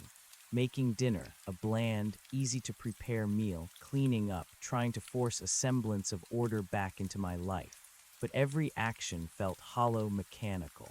My mind kept replaying the events in the preserve, the whispers, the cold, the green. After dinner, I sat at my computer, feeling an overwhelming urge to connect, to reach out. I opened my email, my fingers hovering over the keyboard. Dr. Evelyn Reed. I found her old university email address. I could draft a message. A cautious, scientifically grounded message, without sounding like a raving lunatic. Subject: anomalous environmental data and sensor interference in Blackwood Preserve. That sounded suitably professional, suitably academic. It would pique her interest without alarming her. I started typing, carefully choosing my words, describing the unusual magnetic fluctuations, the strange energy readings, the localized drops in temperature, the GPS and compass interference. I meticulously detailed my observations, omitting any mention of the structure itself, focusing only on the measurable effects. I would save the smoking gun, the drone footage, for a face-to-face meeting. I finished the email, reread it several times, editing it for tone and clarity. It was factual, precise, and intriguing enough to warrant a response. I attached a small data log from my spectrometer, carefully edited to remove any overtly alarming spikes, but showing enough unusual activity to suggest a genuine anomaly. I hesitated for a long moment, my finger hovering over the send button. This was it, the first step. Once this email went out, there was no turning back. My quiet life would be over. My sanity would be questioned. But the alternative, doing nothing, letting this terrifying secret fester in the heart of Blackwood Preserve, possibly growing, possibly spreading, was unacceptable. I pressed send. The email was gone, out into the digital ether, a tiny ripple in the vast ocean of information. But I knew, with a certainty that chilled me to the bone, that it was far more than a ripple. It was the beginning of a storm. I sat back, exhaling slowly, a tremor running through me. The deed was done. Now I waited. The waiting felt like a prelude to something monumental, something terrifying. I had poked the bear, so to speak, and I had a feeling the bear was about to poke back. The next few days were agonizing. Every time my phone buzzed, my heart leaped into my throat. Every email notification sent a jolt of adrenaline through me. I tried to distract myself with chores, with reading, with anything that would keep my mind from spiraling, but it was a losing battle. My thoughts kept returning to the monolith, to its cold, silent presence, to the alien whispers that still echoed in the quieter corners of my mind. Finally, 3 days after I sent the email, I received a reply. It was from Dr. Reed. My hands trembled as I opened it. The subject line was simple: Ray, anomalous environmental data. The email itself was concise. Oh dear Ben, thank you for your email and the attached data. Your observations are certainly intriguing and warrant further investigation. While the data is subtle, the combination of magnetic and energy fluctuations, particularly affecting GPS and compass readings in a localized area, is highly unusual for a temperate forest ecosystem. I am particularly interested in the precise location of these anomalies and the specific conditions under which these readings were taken. I will be in the area next week for a conference. Would you be available to meet on date, at time, to discuss your findings in more detail? Perhaps at my university office or a more discreet location if you prefer. I look forward to hearing from you. Sincerely, Dr. Evelyn Reeds. A wave of relief, so powerful it almost buckled my knees, washed over me. She hadn't dismissed me. She was interested. She saw the anomaly. This was it. This was my chance. I immediately drafted a reply, agreeing to meet at her office. I emphasized the need for discretion and hinted that I had further, more compelling evidence to share in person. I felt a surge of nervous excitement. This was happening. But beneath the excitement, a cold dread began to settle in. I was no longer alone in this. I was bringing someone else into the fold. And if the monolith truly was what I suspected, then I was putting Dr. Reed in danger too. The weight of that responsibility was heavy, almost crushing. The day of the meeting arrived quickly. I dressed carefully, trying to look professional, composed, anything but the terrified, haunted man. I walked into my cabin, flicking on the lights. The sudden brightness was almost painful after the twilight outside. I set the remote carefully on my kitchen table, then went about the familiar routines of evening. Making dinner, a bland, easy-to-prepare meal, cleaning up, trying to force a semblance of order back into my life. But every action felt hollow, mechanical. My mind kept replaying the events in the preserve, the whispers, the cold, the green. After dinner, I sat at my computer, feeling an overwhelming urge to connect, to reach out. I opened my email, my fingers hovering over the keyboard. Dr. Evelyn Reed. I found her old university email address. I could draft a message. A cautious, scientifically grounded message, without sounding like a raving lunatic. Subject: anomalous environmental data and sensor interference in Blackwood Preserve. That sounded suitably professional, suitably academic. It would pique her interest without alarming her. I started typing, carefully choosing my words, describing the unusual magnetic fluctuations, the strange energy readings, the localized drops in temperature, the GPS and compass interference. I meticulously detailed my observations, omitting any mention of the structure itself, focusing only on the measurable effects. I would save the smoking gun, the drone footage, for a face-to-face meeting. I finished the email, reread it several times, editing it for tone and clarity. It was factual, precise, and intriguing enough to warrant a response. I attached a small data log from my spectrometer, carefully edited to remove any overtly alarming spikes, but showing enough unusual activity to suggest a genuine anomaly. I hesitated for a long moment, my finger hovering over the send button. This was it, the first step. Once this email went out, there was no turning back. My quiet life would be over. My sanity would be questioned. But the alternative, doing nothing, letting this terrifying secret fester in the heart of Blackwood Preserve, possibly growing, possibly spreading, was unacceptable. I pressed send.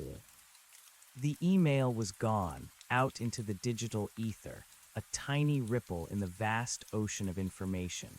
But I knew, with a certainty that chilled me to the bone, that it was far more than a ripple. It was the beginning of a storm. I sat back, exhaling slowly, a tremor running through me. The deed was done. Now I waited. The waiting felt like a prelude to something monumental, something terrifying. I had poked the bear, so to speak, and I had a feeling the bear was about to poke back. The next few days were agonizing. Every time my phone buzzed, my heart leaped into my throat.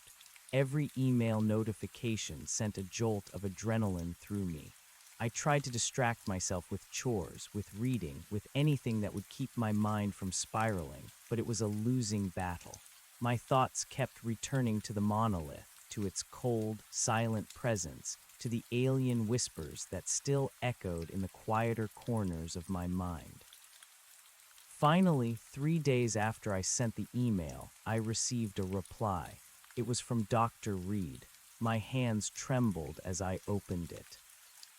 The subject line was simple: Ray, anomalous environmental data. The email itself was concise. Oh dear Ben, thank you for your email and the attached data.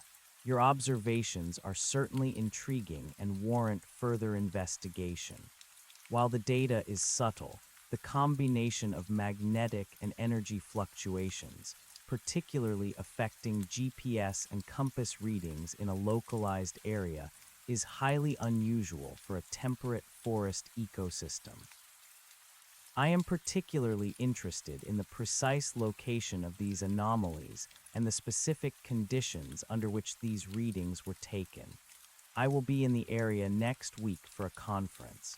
Would you be available to meet on date, at time, to discuss your findings in more detail? Perhaps at my university office or a more discreet location if you prefer. I look forward to hearing from you. Sincerely, Dr. Evelyn Reed. A wave of relief, so powerful it almost buckled my knees, washed over me. She hadn't dismissed me. She was interested. She saw the anomaly. This was it. This was my chance. I immediately drafted a reply, agreeing to meet at her office. I emphasized the need for discretion and hinted that I had further, more compelling evidence to share in person. I felt a surge of nervous excitement. This was happening. But beneath the excitement, a cold dread began to settle in. I was no longer alone in this. I was bringing someone else into the fold. And if the monolith truly was what I suspected, then I was putting Dr. Reed in danger too. The weight of that responsibility was heavy, almost crushing. The day of the meeting arrived quickly. I dressed carefully, trying to look professional, composed, anything but the terrified, haunted man I had become. I shaved, put on a clean shirt, and tried to force some color into my pale face. I reviewed the drone footage on the remote small screen, the images clear and undeniable. I practiced what I would say, how I would present the information, how I would carefully build my case without sounding unhinged. The drive to the university felt strangely detached. The city, bustling and alive, seemed oblivious to the impossible secret I carried. Dr. Reed's office was in an old, ivy-covered building on the sprawling campus. I found the door, took a deep breath, and knocked. "Come in," a clear, intelligent voice called from inside. I pushed open the door. Dr. Evelyn Reed was exactly as I remembered her from my grad school days, though perhaps a little older, a few more lines around her eyes, her dark hair streaked with silver. She was seated behind a large, cluttered desk, surrounded by stacks of books, scientific papers, and potted plants. She looked up, her piercing blue eyes, framed by wire-rimmed glasses, meeting mine. "Ben Carter, I presume," she said, a small, welcoming smile on her face. "It's been a while. Please come in, have a seat." I walked in, feeling a tremor in my hands as I closed the door behind me. Her office was warm, filled with the scent of old paper and coffee, a stark contrast to the frigid silence of the preserve. "Dr. Reed," I said, my voice a little rougher than I intended. Thank you for seeing me on such short notice. Not at all. Your data was compelling, she replied, gesturing to a chair opposite her desk. I sat, placing the drone remote carefully on my lap. Now, you mentioned you had more to share in person. Her gaze was sharp, inquisitive. Yes, Dr. Reed, much more. I took another deep breath. What I'm about to tell you and show you is highly unconventional. It challenges everything we understand about the natural world. I wouldn't blame you if you thought I was fabricating it, or worse. She leaned back in her chair, a slight frown creasing her brow.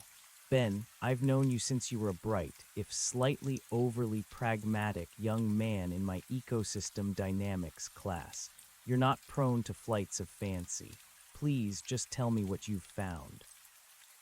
Her trust, however slight, was a lifeline. Thank you, I swallowed hard. It started a few weeks ago during a routine survey in Blackwood Preserve. I stumbled upon something that shouldn't exist. I began to recount my first encounter, starting with the initial disorientation, the silence, the metallic tang, the instrument interference. I described the feeling of being watched, the growing sense of dread. I kept my voice as calm and factual as possible, presenting the sensory details as observations, not emotional reactions. Dr. Reed listened intently, occasionally nodding, sometimes scribbling a note on a pad. She didn't interrupt, her expression serious, her eyes fixed on me. When I reached the point where I described the structure, the obsidian monolith, her eyebrows rose slightly. An anomaly of that size, previously undiscovered in a well-surveyed preserve. That's remarkable. It's more than remarkable, Dr. Reed, I continued, my voice gaining urgency. It's alive, it reacts, it communicates. I described the flash of my camera, the violent burst of cold, the screaming whispers, the emerald tendrils that shot out from its surface. I saw a flicker of something in her eyes then, a mix of disbelief and intense curiosity. She didn't dismiss it, not outright. Tendrils, she repeated, her voice low. Tangible energy constructs, and whispers. You mean auditory phenomena. Yes, and it wasn't just a sound. It was in my head. 1,000 alien voices speaking a guttural language I couldn't understand but could feel. I paused, letting the weight of my words hang in the air. I fled that night, Dr. Reed, ran for my life, but I went back. Her eyes widened slightly. You went back after that. I had to. I needed proof. I knew no one would believe me otherwise. I pulled out the drone remote, and this is it. I powered up the remote, the small screen flickering to life. I navigated to the stored footage and pressed play. The grainy but clear images of the hulking black monolith filled the screen. Dr. Reed leaned forward, her gaze fixed on the display. The drone footage showed the dark, shimmering surface of the structure, the intricate, alien patterns, the surrounding gray, twisted trees. It showed the subtle emerald glow deep within its obsidian-like surface. I panned around, showing the context, the dense forest around it. The Geiger counter readings, though not visible, were part of the data attached to the email, confirming anomalous radiation. She watched in stunned silence as the drone moved closer, then the sudden static, the flickering screen, the erratic descent, and finally, the blackness and the sickening crunch. I looked at her, my heart pounding. It destroyed the drone, Dr. Reed, when I got too close. Then it started again. The cold, the metallic tang, the whispers, the vibrations. The trees around it began to pulse with a sickly luminescence, and a branch, a large one, snapped off and fell near me. It felt like a warning. Dr. Reed sat back slowly, her face pale. She removed her glasses, rubbing the bridge of her nose. Ben, this is extraordinary. She picked up the remote, turning it over in her hands, as if to confirm its reality. This footage, it's genuine, not faked. I'm a surveyor, Dr. Reed. I don't dabble in special effects. And even if I did, I couldn't replicate the feeling of being there, the disorientation, the terror. I looked her squarely in the eye. I risked my life for this proof. I believe this is an ancient, possibly sentient entity, something utterly alien, hidden in plain sight, and now, for reasons unknown, becoming active. She was silent for a long moment, her gaze unfocused, deep in thought. I waited, holding my breath, every fiber of my being taut with anticipation. This was the moment of truth. Would she dismiss it, or would she believe? Finally, she looked up, her eyes bright with a mixture of awe and apprehension. If this is true, Ben, then this is the most significant discovery in human history. It changes everything. Cosmology, biology, even our understanding of physics, everything would need to be reevaluated. She picked up her pen, tapping it against her pad. But an entity, a conscious, ancient intelligence, that's a leap. The Native American legends of the Silent Stone and the Heartwood talk about a place where the veil between worlds is thin, where the earth sings a song of otherness, I offered, remembering the old book. They speak of profound cold and strange light. Dr. Reed's eyes narrowed. Native American folklore, eh? Interesting. Many ancient myths have roots in observable, if misinterpreted, phenomena.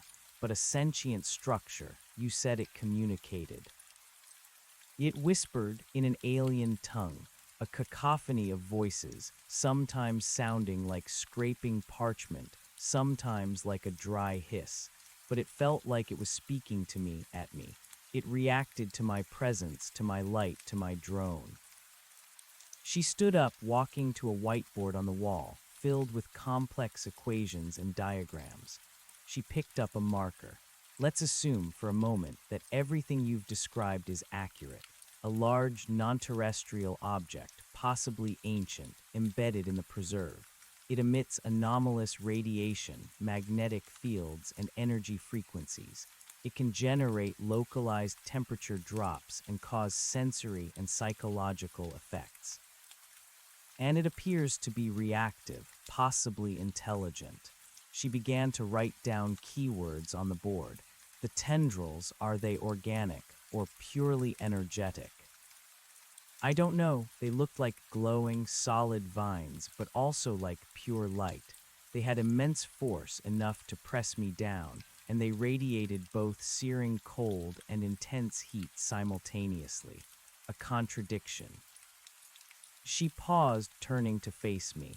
That's what makes this so compelling, Ben, contradictions. Things that defy our known laws of physics. If this is real, it's a game changer. But who do we tell? How do we proceed? I thought of you, Dr. Reed, because you've always been open to the unconventional. You specialize in environmental anomalies. I knew you'd at least listen. And I have, but this isn't just an environmental anomaly, Ben. This is first contact, or rather, first discovery of something that has been here all along. She walked back to her desk, her gaze intense. If we go public without sufficient data, without careful planning, it could be disastrous. Panic, exploitation, military intervention. And what if this entity is truly hostile? We could provoke it further. That's my greatest fear, I admitted, the cold knot returning to my stomach. It reacted to my attempts to observe it. It destroyed my drone. What if it perceives an organized effort to expose it as an attack? Exactly, we need to be incredibly careful. We need more data, more observations, and we need to do it discreetly. She picked up her phone, then hesitated. I have colleagues, highly respected in their fields, who might be able to help. Geophysicists, xenobotanists, specialists in anomalous phenomena. But even this is far beyond anything they've ever encountered. So what's the plan? I asked, a mix of apprehension and anticipation in my voice. She stared at the drone remote on her desk, then back at me. First, we secure this footage, make multiple copies, store them securely. Then we need to gather a very small, very trusted team. People who are discreet, intelligent, and open-minded enough to consider the impossible. We'll need specialized equipment, far more advanced than what you took with you, and we'll need to go back. My blood ran cold, back to the preserves. Yes, Ben, we can't analyze this from a distance. We need to study it on site, but this time with a full scientific protocol, non-invasive observation, remote sensing, and a strict no-contact policy. We approach it with caution, with respect, and with an understanding of the immense danger involved. Her voice was firm, resolute. This isn't just your discovery anymore, Ben. It's ours, and we have a responsibility to handle it correctly. The gravity of her words settled heavily upon me. This was no longer just about my personal survival or proving my sanity. This was bigger, much bigger. You're really going to help me? I asked, a glimmer of hope mixed with overwhelming fear shining through. She smiled, a genuine, if somewhat grim, smile. Ben, this is why I went into science, to understand the unknown, and you, my friend, have just shown me the ultimate unknown. She paused, her eyes glinting. We need to proceed with absolute secrecy. No one outside our immediate team can know about this. Not yet, not until we understand more. The implications are too vast, the potential for chaos too great. I nodded slowly. Understood. Absolute secrecy. Good, now tell me everything you remember about the exact location, the terrain, the surrounding flora, every detail. We need to plan this meticulously. She pulled out a large, detailed map of Blackwood Preserve, spreading it across her desk. I spent the next few hours poring over the map with Dr. Reed, describing the topography, the density of the forest, the specific landmarks I remembered from my first terrified flight. We pinpointed the approximate location, circled the Whispering Hollows area, and began to brainstorm potential access points, remote observation sites, and emergency escape routes. As we worked, the initial fear I felt began to recede, replaced by a surge of intellectual excitement. This was what I had always loved about science, the thrill of discovery, the challenge of the unknown. But this was an unknown of an entirely different magnitude. Dr. Reed was a whirlwind of activity, making notes, drawing diagrams, already formulating hypotheses. Her energy was infectious, and it helped to ground me, to pull me out of the abyss of terror and into the realm of scientific inquiry. We'll need a specialized array of sensors, she mused, tapping her pen against the map. Ground-penetrating radar, magnetometers, gravimeters, atmospheric composition analyzers. We'll need to establish a perimeter, set up remote cameras, thermal and spectral imagers, perhaps even acoustic sensors to try and record those whispers.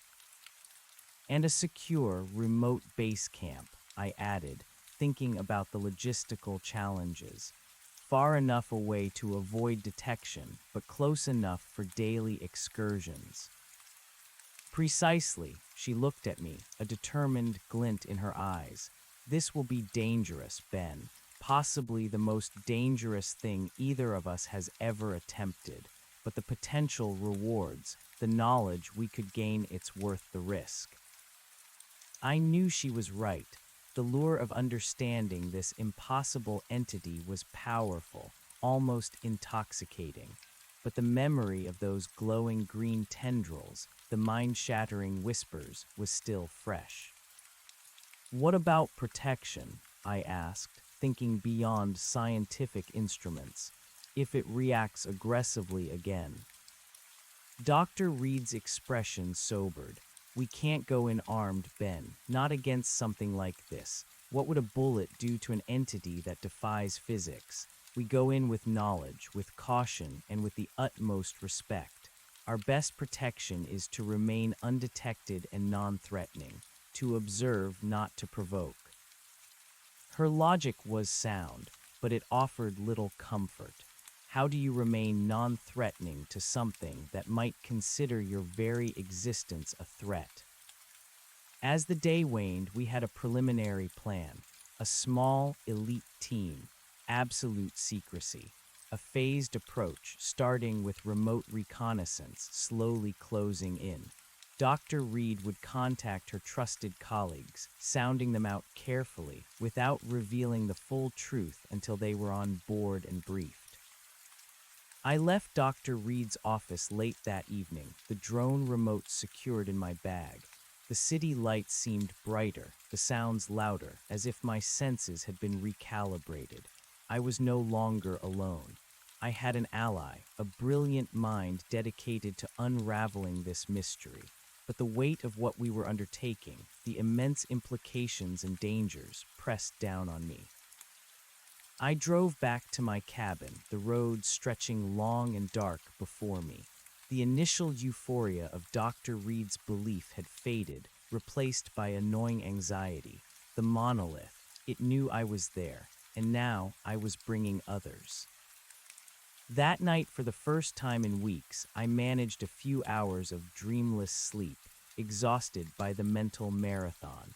But I woke before dawn, a prickling sensation on my skin. I couldn't shake the feeling that something was watching me, not the usual paranoia, but a cold, distant awareness. I looked out my window at the darkened woods surrounding my cabin.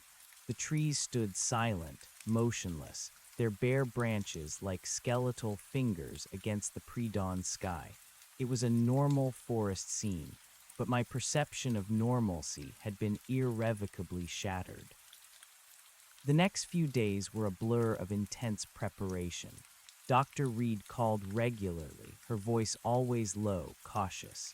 She had managed to recruit two individuals, Dr. Eris Thorne, a theoretical geophysicist with a reputation for unconventional thinking, and Dr. Lena Petrova, a xenobotanist specializing in extremophile life forms and anomalous plant growth.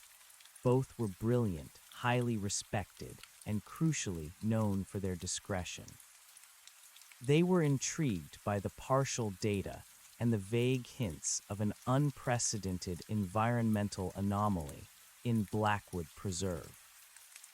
We arranged to meet in a remote, rented cabin near the preserve a few days later, under the guise of an academic research retreat. Dr. Reed insisted on a face-to-face briefing to explain the full scope of our mission and to show them the drone footage. She believed that seeing was believing, and the footage was our most powerful tool. I packed my truck with my remaining field gear, making sure to include a more robust first aid kit and enough provisions for a week. I double-checked the drone remote, making sure it was fully charged and the footage was secure. This time I also brought a satellite phone, a rental that Dr. Reed had arranged as a last resort for communication. The drive to the rendezvous cabin was tense. The weather had turned, a cold, biting wind howling through the trees, coating everything in a thin layer of ice. The preserve, normally a place of quiet solitude, now felt like a living, breathing entity, watching my every move. When I arrived, the cabin was already warm, a fire crackling in the stone hearth. Dr. Reed was there, along with two other people. Dr. Eris Thorne was a man of medium height, with a shock of prematurely gray hair and intense, intelligent eyes that missed nothing. He had a quiet, analytical demeanor, and the air of someone who lived primarily in the realm of complex equations and abstract theories. He shook my hand with a surprisingly firm grip, his gaze assessing. Dr. Lena Petrova was a striking woman, younger than Dr. Reed, with fiery red hair pulled back in a practical braid and a direct, no-nonsense manner. Her eyes, a startling emerald green, seemed to take in every detail, every nuance of my expression. She offered a small, polite nod. "Ben, this is Dr. Thorne and Dr. Petrova," Dr. Reed introduced, her voice calm but with an undercurrent of excitement. "We've given them the initial, sanitized briefing. Now it's time for the full truth." We gathered around a large rustic table, the drone remote resting in the center. The fire cast flickering shadows on the walls, adding an air of conspiratorial secrecy to the scene. I watched their faces as Dr. Reed, with my interjections, carefully laid out the story, from my initial discovery to the drone's destruction. She presented it scientifically, methodically, building the case with cold, hard data and my eyewitness testimony. When she finally pressed play on the drone footage, a hush fell over the room. The flickering images of the black monolith, the strange gray trees, filled the small screen. I saw Thorne lean forward, his brow furrowed in concentration, while Petrova's emerald eyes widened, a look of profound shock and fascination on her face. As the drone spiraled and the screen went black, silence descended, thick and heavy. Dr. Thorne was the first to speak, his voice a low, almost reverent whisper. "Impossible. According to geological surveys, that entire region is unremarkable sedimentary rock, nothing that would produce a formation like this, and the energy signatures you described, they defy known physics." Dr. Petrova stared at the black screen, her red hair catching the firelight. The trees, they're not just dead, they're altered. Their cellular structure, their growth patterns, they look like something out of a deep-sea vent ecosystem, not a temperate forest. And the luminescence, it's not bioluminescence, not as we know it. Dr. Reed looked at me, a grim triumph in her eyes. "As I told you, gentlemen, Ben's claims, as extraordinary as they are substantiated by the empirical evidence, or what little we have." "So you truly believe this is an extraterrestrial object?" Thorne asked, his voice still hushed, as if speaking too loudly might shatter the fragile reality we inhabited. "Or an extra-dimensional one, or something completely outside our current understanding," Dr. Reed corrected. "What we do know is that it's here, it's active, and it's unlike anything we've ever encountered." Petrova traced the outline of the remote with her finger. "The whispers, you said they were in an alien language. Did they feel hostile?" "They felt overwhelming, like a direct assault on my mind. And when they intensified, combined with the cold and the vibrations, it felt like the structure itself was enraged, or perhaps simply reacting to my presence in a way that was fundamentally inimical to human physiology." I paused, remembering the branch snapping, and then there was the falling branch. It felt like a deliberate warning. Thorne stood up, pacing the small cabin. "A conscious entity, then, one that is aware of our presence and capable of defensive actions. This is not just a scientific expedition, Evelyn. This is potential first contact with a sentient, non-human intelligence. Which is precisely why we must proceed with extreme caution and absolute secrecy," Dr. Reed said, her voice firm. "No one else can know, not until we understand more. The world is not ready for this." For the rest of the evening, we meticulously reviewed the plan. Thorne and Petrova, initially skeptical, were now fully on board, their scientific curiosity overcoming their disbelief. They brought their own expertise to the table, suggesting additional sensors, new analytical approaches, and potential risks I hadn't even considered. Thorne, with his background in theoretical physics, began to formulate preliminary hypotheses about the nature of the monolith's energy fields and its potential interaction with spacetime. Petrova, meanwhile, was fascinated by the altered trees, suggesting we collect samples for genetic and biochemical analysis, albeit from a safe distance. The plan evolved into a multi-phase operation. Phase 1, establishing a remote observation perimeter, deploying passive sensors, and gathering baseline data from a significant distance. Phase 2, if Phase 1 yielded actionable data and the monolith remained quiescent, a closer approach with drone surveillance and more active, but still remote sensing. Phase 3, only if absolutely necessary and with extreme caution, would involve a very limited, non-invasive ground survey by one or two individuals, strictly limited to the periphery of the altered zone, with clear escape routes planned. My role was crucial. As the only one who had seen the monolith up close and traversed the immediate area, I was designated as the primary guide and scout for the expedition. The thought sent a fresh wave of anxiety through me, but I pushed it down. This was my discovery, my responsibility. The cold, hard reality of the mission began to set in. This wasn't an academic exercise.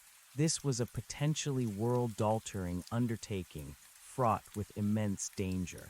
We were venturing into the unknown, facing an entity that had already demonstrated its hostility. As the night deepened, a sense of grim determination settled over us. We were a small, unlikely team, bound by a shared secret and a burning desire for knowledge. We were all aware of the risks, but the lure of the impossible was too strong to resist. Before we turned in for the night, Dr. Reed gathered us around the table again. "One last thing," she said, her voice quiet but firm. "Whatever we encounter out there, we must remember our humanity. We are scientists seeking understanding. We are not conquerors, nor are we missionaries. We approach this with respect, with awe, and with an unwavering commitment to the scientific method. But also with an understanding that some things may simply be beyond our grasp, beyond our current understanding. And if that is the case, then our primary objective becomes containment, not just of the entity, but of the knowledge of its existence until humanity is ready." Her words resonated deeply. We were not just exploring a new phenomenon, we were treading on sacred, terrifying ground. The next morning, the air was crisp and clear, the ground still frozen. We packed our gear, double-checking everything. The atmosphere was charged with a mixture of excitement and apprehension. We were about to embark on a journey that could either lead to humanity's greatest discovery or its most profound mistake. I drove the beast, loaded with our specialized equipment, down the familiar logging road. Dr. Reed, Thorne, and Petrova followed in a rented, nondescript SUV. The plan was to park the vehicles a few miles from the perimeter of the anomaly, then proceed on foot, carrying our gear. As we neared the designated parking spot, the forest began to change. The normal sounds of winter birds diminished. The air grew still, heavy. A subtle, almost imperceptible chill began to permeate the cabin of my truck, despite the heater running full blast. "Getting close," I murmured, my grip tightening on the steering wheel. My heart began to pound a familiar rhythm. I glanced in the rearview mirror. Dr. Reed's SUV was right behind me. We were in this together now. We parked, killed the engines, and stepped out into the frigid air. The silence was immediate, absolute. The air, though cold, held that faint, metallic tang. I could feel the subtle vibration in the soles of my boots, a resonance through the ancient earth. Thorne pulled out a handheld magnetometer. Its readings were already fluctuating wildly. Petrova shivered, pulling her jacket tighter. "It's remarkable," she whispered, her voice tinged with awe and a hint of fear. "The way it just stifles everything." Dr. Reed looked at me, her expression grim but determined. "Phase 1 begins. Ben, lead the way. Stick to the perimeter as planned. No direct approach. Remote sensing only. And remember, absolute silence." I nodded, adjusting the straps of my heavy pack. My hunting knife felt cold against my hip. I took a deep breath, the metallic air stinging my lungs. This was it. No turning back. We moved slowly, deliberately, a small procession of scientists venturing into the heart of an impossible mystery. I led the way, relying on my knowledge of the terrain and the GPS, which was already beginning to show signs of interference. The Geiger counter, clipped to my belt, began its faint, irregular click-click. The trees around us started to change, their bark growing smoother, darker, their branches twisting into more angular shapes. The leaves, where they clung, were a dull, withered gray. The very air grew still, heavy, like a breath held. The cold deepened, radiating from the unseen structure, a bone-chilling presence. The silence, that profound, unsettling silence, it was back. We reached the predetermined perimeter line, marked by a small, inconspicuous rock formation. This was as close as we would get on foot for now. From here, we would deploy our sensors. Thorn immediately began setting up a tripod, carefully mounting a sophisticated multispectral imager. Petrova started unpacking her bioanalyzers, preparing to take ambient air and soil samples from the periphery of the altered zone. Dr. Reed, meanwhile, was carefully deploying a series of seismic sensors, tapping them into the frozen ground. I kept watch, my eyes scanning the dense, twisted woods ahead. The monolith was still invisible from this distance, hidden by the gnarled trees, but its presence was undeniable, a palpable weight in the air. The metallic tang was stronger now, making my tongue feel numb. The Geiger counter on my belt began to chatter louder, its clicks becoming more frequent, more insistent. Thorn's magnetometer was singing a high-pitched, erratic tune, indicating powerful fluctuations. Petrova's air quality sensor was reporting unusual trace elements. We worked in silence, a symphony of clicking, humming, and whirring scientific instruments. The tension was palpable, a coiled spring in the air. Every rustle of leaves, every creak of a branch sent a jolt of adrenaline through me. As the sun began to climb higher, casting long, pale shadows through the twisted trees, the cold intensified, becoming a searing agony that seemed to freeze the very air in my lungs. I could see my companions shivering, their breath pluming in thick white clouds. Then through the oppressive silence, a new sound, faint, barely audible at first, but growing, a dry, rasping sound, like parchment scraping against stone, or ancient leaves skittering across a vast, empty plain. The whispers. My blood ran cold. I glanced at Dr. Reed. Her eyes were wide, her face pale. Thorn and Petrova froze, their heads cocked, straining to hear. The whispers grew louder, coalescing into that guttural, sibilant, utterly alien language. It seemed to come from everywhere and nowhere at once, swirling around us, brushing against our ears, seeping into our minds. It wasn't as overwhelming as my last encounter, but it was undeniable. "Did you hear that?" Petrova whispered, her voice trembling. Thorn nodded, his eyes darting around the trees. Acoustic interference, or actual sound. Dr. Reed held up a hand, silencing them. Her gaze was fixed on the dense woods ahead in the direction of the monolith. It's here. It knows we're here. The whispers intensified, filling the air, 1,000 alien voices speaking at once, their dreadful cadence rising. The ground beneath our feet began to vibrate, a low hum that resonated through our bones. The metallic tang became overwhelming, like inhaling pure ozone. Then through the twisted gray trees, a patch of color, impossible color, the deep, vibrant green radiating from the direction of the structure. It wasn't a glow, but a presence, a saturation. Light that devoured the surrounding light, yet radiated its own. My heart hammered against my ribs, a frantic, deafening drum. The others saw it too. Their faces, illuminated by the growing emerald hue, were masks of awe and terror. "It's impossible," Dr. Thorne breathed, his voice barely a whisper, his hand still gripping his vibrating magnetometer. The device was now emitting a continuous, high-pitched shriek.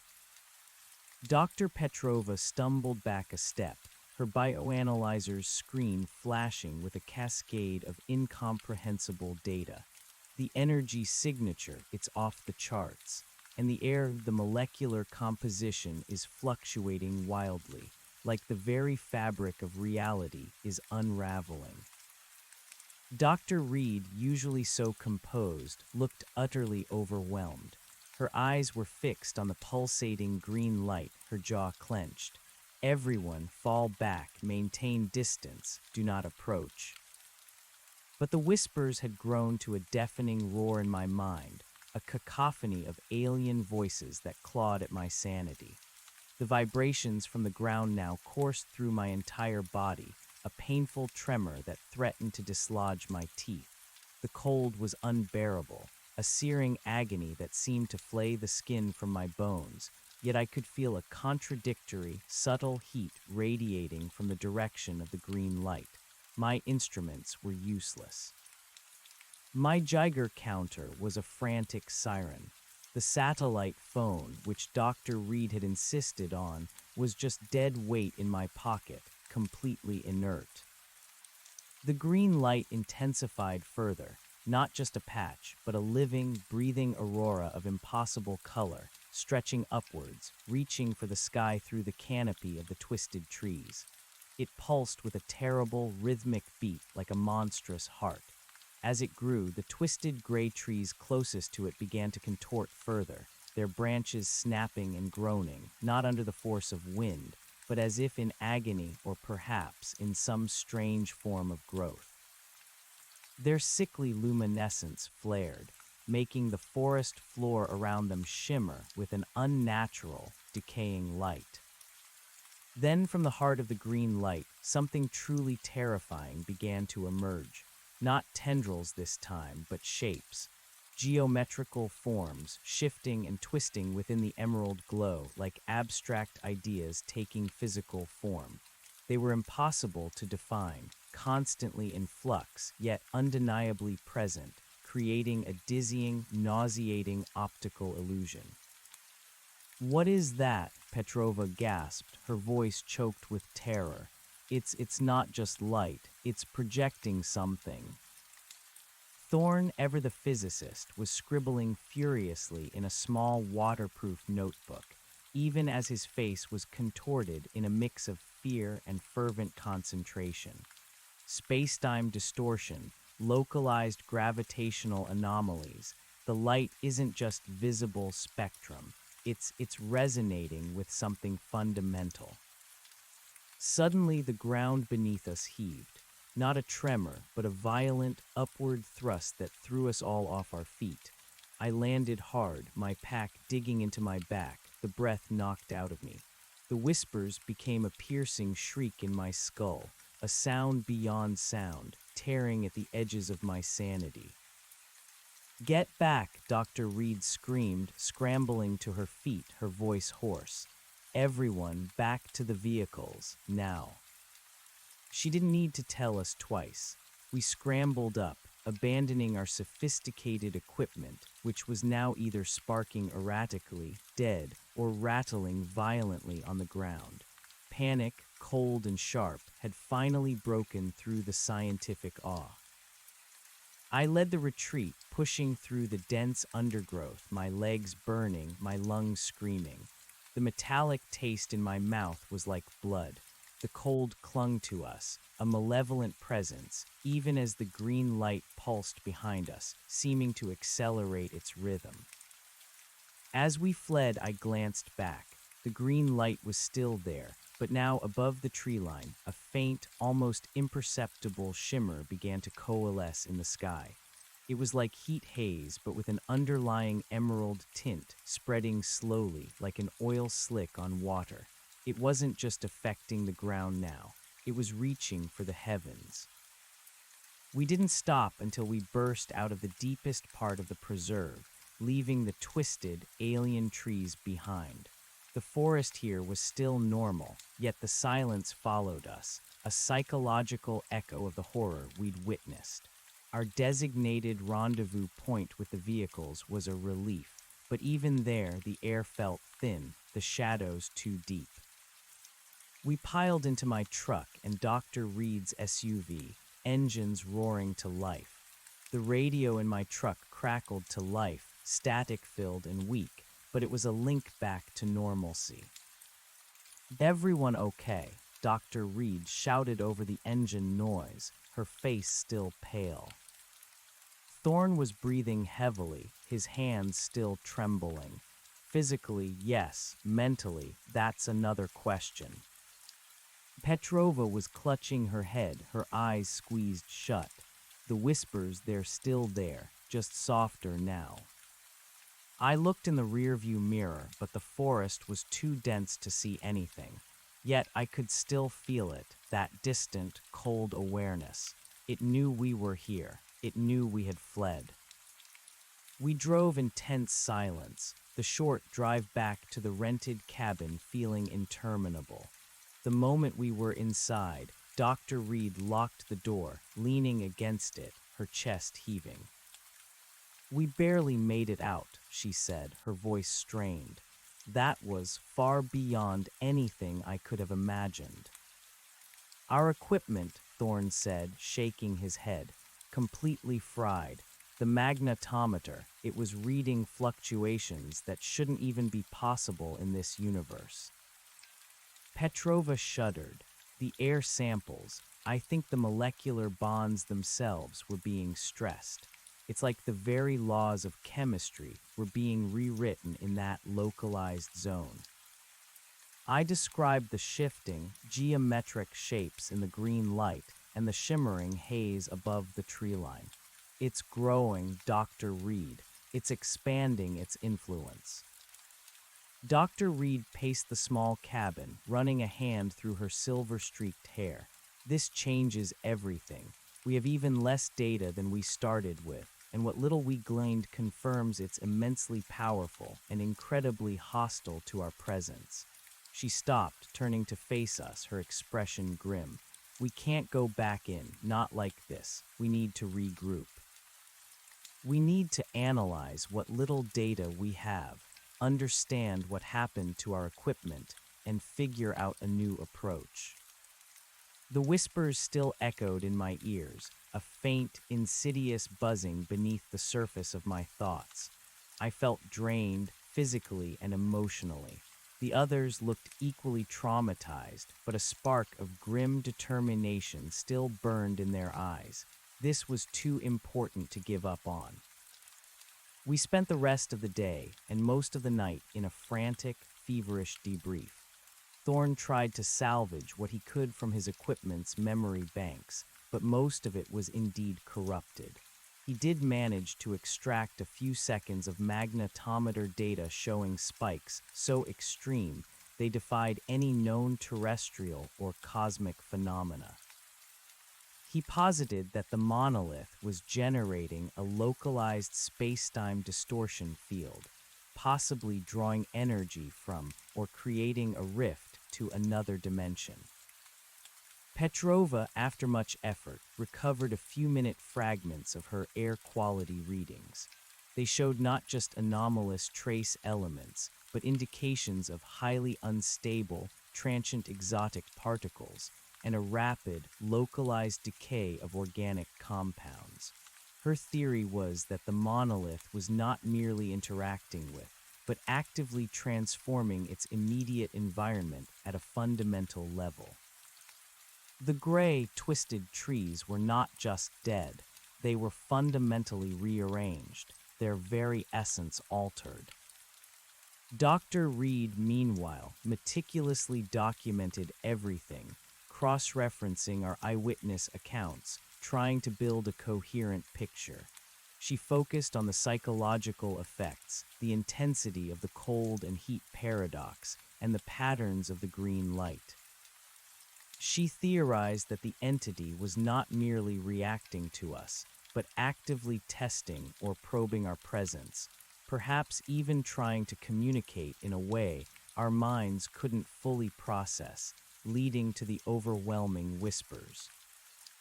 "It knows we were there, Ben," Dr. Reed concluded, looking directly at me. "And now it knows we're still here nearby. We've provoked it further." The weight of her words settled heavily upon me.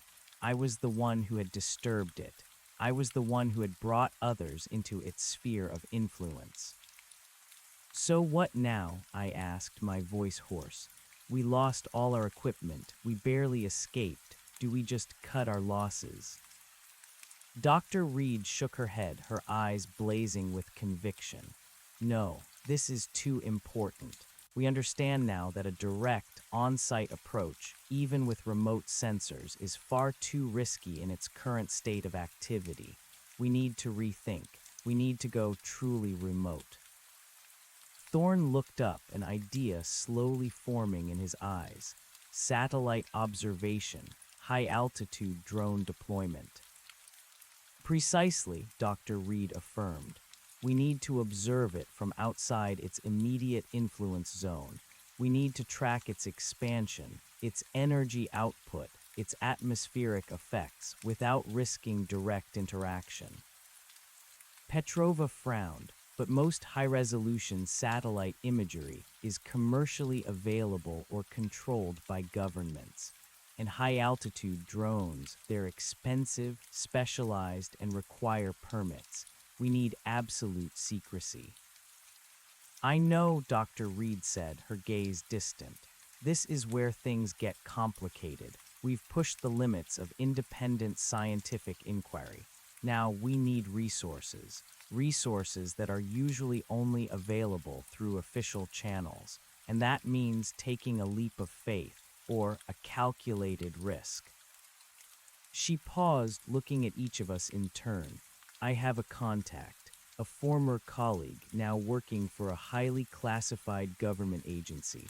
They specialize in anomalous phenomena, black projects, the kind of things that don't officially exist." My blood ran cold. "Government, Dr. Reed, you said absolute secrecy." And I stand by that, but the scale of this, Ben, is beyond us. We need deep pockets, advanced technology, and genuine expertise in containment and analysis of non-terrestrial objects. This isn't an environmental study anymore. This is a matter of global security, whether they know it or not. She leaned forward, her voice dropping to a conspiratorial whisper. "My contact, Dr. Elias Vance, is one of the few people I would trust with this. He's brilliant, pragmatic, and above all, understands the need for discretion when dealing with things the public isn't ready for." But what if he just dismisses it? Or worse, what if he brings in a full military response without understanding the entity? Thorne questioned, his face etched with concern. "We saw what it did to our instruments, to the environment. What would a missile do?" "That's why we approach him with extreme caution. I will present him with the drone footage, the few scraps of data we have, and our eyewitness testimonies. I will emphasize the extreme sensitivity, the potential dangers of a confrontational approach, and the critical need for a scientific, not military, understanding. I will make it clear that a containment strategy based on non-provocation is paramount. Dr. Reed's voice was firm, radiating conviction. He owes me a favor, a big one, and he respects my judgment. The thought of involving a government agency, even a shadowy one, filled me with apprehension. It was a slippery slope, but Dr. Reed was right. We were out of our depth. The monolith was too vast, too powerful. Okay, I said, after a long moment of internal debate, but we insist on being part of the process. We've seen it firsthand. We understand the nuances. We can't just hand it over. Agreed, Dr. Reed said, a faint smile touching her lips. I wouldn't have it any other way. We are the ground truth team. We provide the context, the warnings, the understanding. Petrova and Thorne, though clearly uneasy, eventually nodded in agreement. The sheer scale of the anomaly demanded a larger response, even if it meant venturing into the perilous world of government secrets. The plan was set. Dr. Reed would contact Dr. Vance. We would return to our respective homes and wait, preparing a comprehensive report with our limited findings and our testimonies. The waiting game was far more nerve-wracking than the actual expedition. Every news report, every distant hum of a plane made me jump. I felt exposed, vulnerable. The cold, distant awareness I'd felt after escaping the anomaly zone intensified in the days that followed. It wasn't just a lingering feeling now. It was a subtle, almost psychic pressure. I found myself looking over my shoulder constantly, convinced that the monolith somehow was reaching out, aware of my intentions to expose it. The whispers, though faint, occasionally returned, just at the edge of my hearing, a dry, rasping sound that promised untold terrors. 3 days after our disastrous expedition, Dr. Reed called. Her voice was low, urgent. He's interested, Ben, more than interested. He's sending a team to pick us up. We're being flown to a secure facility, tonight. My heart hammered against my ribs. Tonight, that fast. He says the nature of the data, even the limited bits we provided, combined with my personal appeal, was enough. He's taking this seriously. Pack light. They'll provide everything else. A shiver of fear and excitement ran through me. This was happening. The quiet, solitary life I'd known was truly over. That evening, a black, unmarked SUV pulled up to my cabin. 2 men in dark suits, their faces unreadable, emerged. They moved with a quiet efficiency that spoke of military training. They didn't speak much, simply identified themselves, checked my ID, and directed me to put my bag in the trunk. I glanced back at my cabin, the only home I'd ever known, feeling a strange mix of nostalgia and apprehension. Would I ever see it again? The drive was long, silent, and unsettling. We didn't stop. They drove straight to a small, private airfield I didn't recognize, hidden deep in a remote area. A sleek black jet with no identifying markings waited on the tarmac, its engines already whining softly. Dr. Reed, Thorne, and Petrova were already there, surrounded by more men and women in similar dark suits, looking equally bewildered. We exchanged grim nods. Dr. Reed gave me a reassuring smile, but her eyes held a trace of anxiety. We were ushered onto the plane.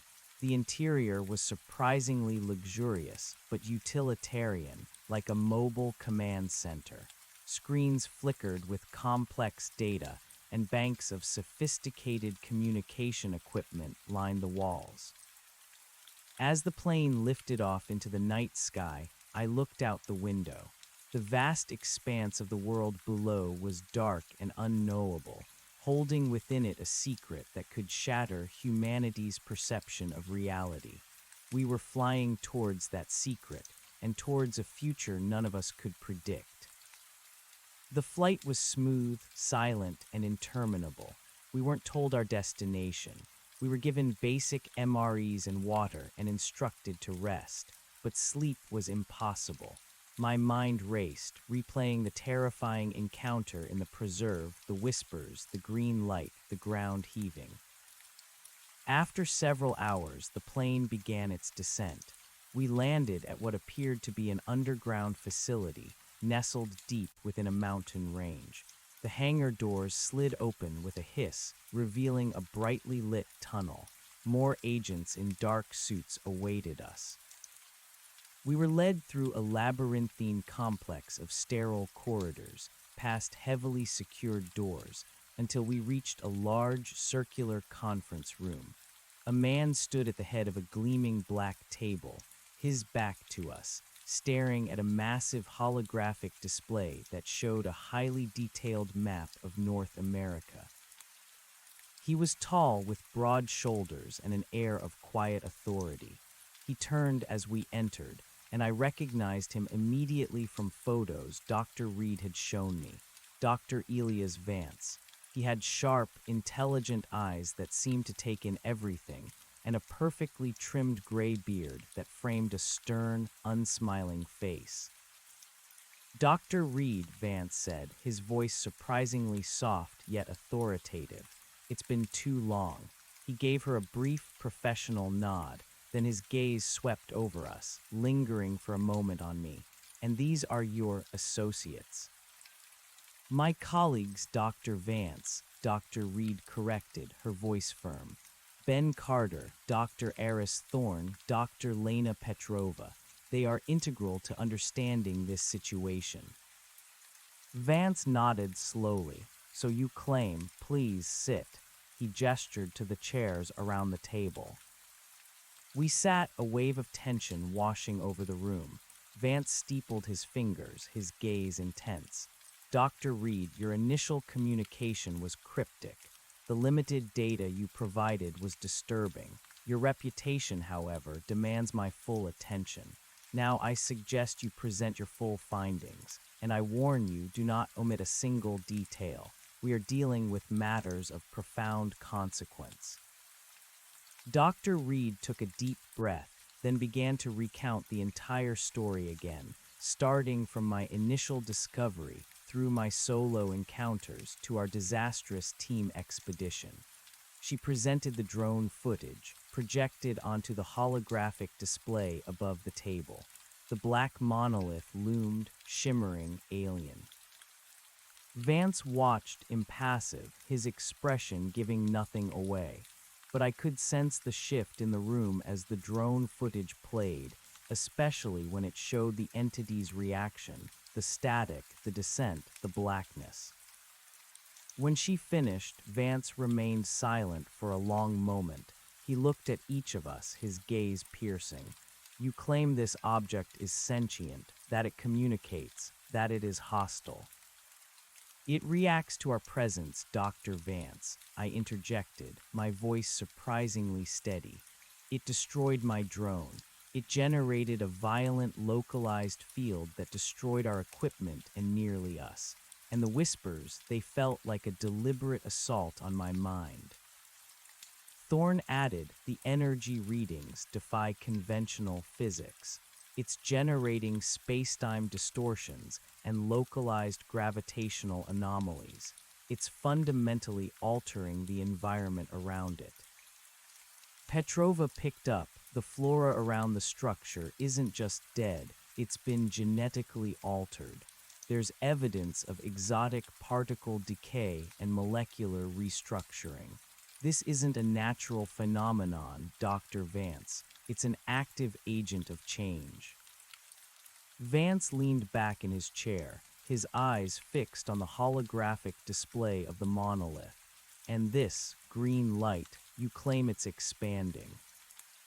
Yes, Dr. Reed confirmed. We saw a faint shimmer above the tree line as we retreated. Its influence is growing. Vance stood up, walking to the holographic display, rotating the map. He zoomed in on Blackwood Preserve. Interesting. He paused. Your accounts are extraordinary and extremely difficult to verify. He turned to us, a hint of suspicion in his eyes. You understand the implications of what you're claiming. First contact, an alien entity on Earth. This is the stuff of science fiction. Without concrete, verifiable evidence beyond a single, corrupted drone footage and some highly anomalous sensor readings, this is a difficult sell. We've risked our lives for this, Dr. Vance, Dr. Reed said, her voice sharp. We wouldn't be here if we weren't convinced. We saw it, we felt it, we barely escaped it. The evidence may be circumstantial, but the experience is undeniable. Vance held up a hand. I understand your conviction, Dr. Reed, but conviction is not proof. However, he walked to a console, tapping a few keys. The holographic display changed.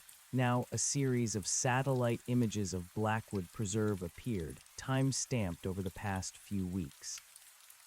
My breath hitched. The images showed a subtle but undeniable change. A circular area in the heart of the preserve, previously indistinguishable from the surrounding forest, now appeared faintly blurred, as if seen through distorted glass. And in the most recent images, a faint, deep emerald tint was visible within that blurred circle, just at the core. It was subtle, almost imperceptible, but it was there, and it was growing. This data was flagged by our high-resolution orbital sensors 2 weeks ago, Vance said, his voice quiet. An unexplained localized atmospheric disturbance, low-level magnetic fluctuations, an unusual thermal signature, a contradictory cold spot with a subtle heat anomaly at its core. Our initial assessment was a geological anomaly, perhaps an unreported volcanic vent, but your descriptions, they align precisely with our orbital observations. He zoomed in further, and this, gentlemen and ladies, is what really caught our attention. He highlighted a specific area within the emerald tint. A faint, almost ghost-like geometric pattern was visible, shifting and reforming within the emerald distortion. It was exactly what I had seen emerging from the green light. A collective gasp went around the table. This confirms it, Thorne whispered, his eyes wide. The space-time distortions, the energy signatures, they're visible from orbit. Petrova leaned forward, her face a mask of awe. And the environmental impact, the spectral analysis shows an unprecedented shift in flora and fauna within that radius. A rapid decay, followed by something else, something entirely new. Vance looked at us, his stern expression replaced by a look of grim understanding. You weren't exaggerating. This is real, and it's far more active than we initially believed. Our own data, combined with your eyewitness accounts and ground-level observations, paints a very concerning picture. He paused, running a hand over his beard. Very well. Your leap of faith was justified, Dr. Reed. Welcome to Project Obsidian. You, Dr. Carter, Dr. Thorne, and Dr. Petrova are now officially part of a highly classified, top-secret operation. Your lives, as you knew them, are over. You will be debriefed, relocated, and integrated into our research team. Your knowledge and experience are invaluable.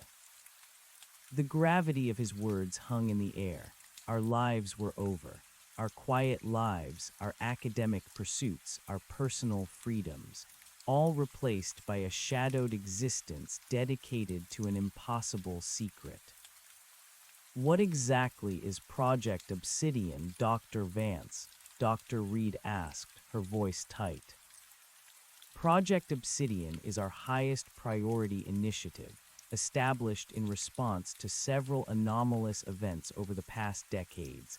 Faint energy signatures, unidentifiable aerial phenomena, localized environmental disruptions, all sharing common, albeit subtle, characteristics. Your discovery, Ben, connects the dots. It provides the central nexus. This entity in Blackwood Preserve, it is the source of these anomalies. And it appears to be waking up.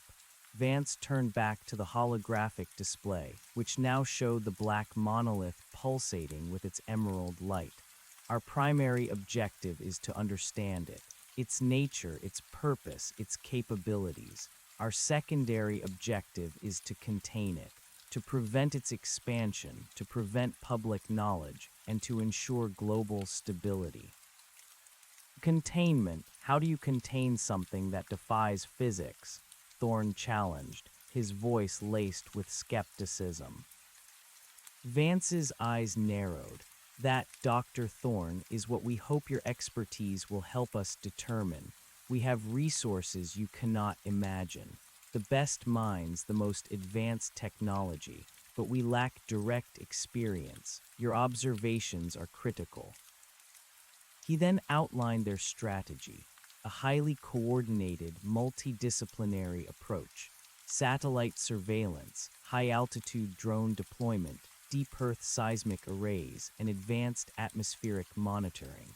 They would establish a heavily fortified exclusion zone around Blackwood Preserve, disguised as a restricted wildlife protection area. No one would be allowed in or out without authorization. And what about direct observation? I asked, remembering Dr. Reed's initial plan for a limited ground survey. Vance shook his head firmly. Absolutely not. Not until we understand its parameters. We cannot risk a repeat of your experience. We cannot provoke it further. Our intelligence suggests a hostile intent, or at the very least, a profoundly aggressive defensive mechanism. He then introduced us to the rest of the core team, a grizzled military commander named Colonel Hayes, responsible for the operational aspects of the exclusion zone, a stern, brilliant linguist, Dr. Anya Sharma, who specialized in ancient and anomalous languages, tasked with attempting to decipher any patterns in the whispers if they could be remotely recorded, and Dr. Kenji Tanaka, a materials scientist who would analyze any retrieved environmental samples for exotic elements or altered molecular structures. The meeting stretched into the early hours of the morning. We provided every detail we could remember, every nuance of the experience. Dr. Sharma was particularly interested in the nature of the whispers, asking me to try and replicate the cadence, the feeling of the alien language, even though I couldn't understand it. I tried, and the guttural sounds I made sent shivers down the spines of everyone in the room. By the time the meeting concluded, I was utterly exhausted, but also filled with a strange sense of purpose. I was no longer a lone surveyor burdened with a terrifying secret. I was part of something monumental, something that could shape the future of humanity. We were then led to individual living quarters, sterile but comfortable. My room had a small bed, a desk, and a wall-mounted screen that displayed a constant feed of our location, a secure facility deep within the earth. My old life was truly gone. The next few weeks were a blur of intense work. We were put through a series of debriefings, psychological evaluations, and medical checks. We spent hours in secure labs, poring over the satellite data, analyzing the few fragments of corrupted information we had retrieved, and trying to reconstruct the events in the preserve. My role as the primary eyewitness and guide was crucial. I worked closely with Colonel Hayes, helping to pinpoint exact coordinates, plan surveillance drone flight paths, and identify potential risks. With Dr. Sharma, I revisited the terrifying experience of the whispers, trying to describe their timbre, their rhythm, their psychological impact, in an attempt to help her build a linguistic profile. Dr. Reed, Thorne, and Petrova were integrated into the core research team, their expertise invaluable. Thorne worked with a team of physicists, trying to model the monolith's energy fields and spacetime distortions. Petrova was tasked with identifying any further environmental changes from orbital data and preparing protocols for the analysis of any new samples. Dr. Reed oversaw the entire scientific effort, providing invaluable context and guidance, always emphasizing the need for a non-aggressive approach. The orbital data was particularly alarming. The emerald tint around the monolith continued to expand, albeit slowly. The localized cold front was also growing, affecting a larger area of the preserve, causing unusual weather patterns. Our high-altitude drones, equipped with advanced stealth technology, managed to capture new footage. The geometric shapes I had seen within the green light were now more pronounced, pulsing, twisting, seemingly coalescing into larger, more complex structures within the anomaly zone. One evening, while reviewing drone footage with Dr. Reed, we noticed something new. A faint, ethereal shimmer, distinct from the emerald glow, began to appear above the monolith, reaching higher into the atmosphere. It looked like a column of distorted air, rippling subtly, almost invisible against the night sky. "What is that?" I whispered, a cold dread washing over me. Dr. Reed zoomed in, her brow furrowed. "It's too faint to be sure, but it looks like a portal or a conduit. Something is being opened." Vance was immediately alerted. He convened an emergency meeting. "Our long-range atmospheric sensors are picking up unusual readings," he announced, gesturing to the holographic display that now showed a spectral analysis of the anomaly. An unprecedented concentration of exotic particles at extremely high altitudes directly above the monolith. It's consistent with a localized tear in spacetime or a pathway being formed. Colonel Hayes, usually stoic, looked grim. "Are we talking about something coming through?" Vance nodded slowly. "It's a possibility we cannot ignore. The entity is becoming more active, and its influence is expanding, both horizontally and vertically. It's not just terraforming its immediate environment, it may be attempting to establish a connection to something beyond our world." Dr. Sharma, the linguist, interjected, her face pale. "I've been analyzing the acoustic signatures from the drone footage and comparing them to Ben's descriptions. The whispers, they're not just random noise. There's a pattern, a complex recursive structure. It's definitely a language, and within that language, I've identified repeating cadences, almost like a call or an invocation." My blood ran cold. An invocation. Was it calling something here? "We need to understand its intent," Dr. Reed said, her voice urgent. "Is it hostile, defensive, or simply unaware of us, operating on an entirely different scale of existence?" "Regardless of intent, Dr. Reed, its actions are destabilizing the entire region," Vance stated firmly. "If it's opening a gateway, we need to know what's on the other side, and we need to be prepared." The next few days were a blur of heightened alert.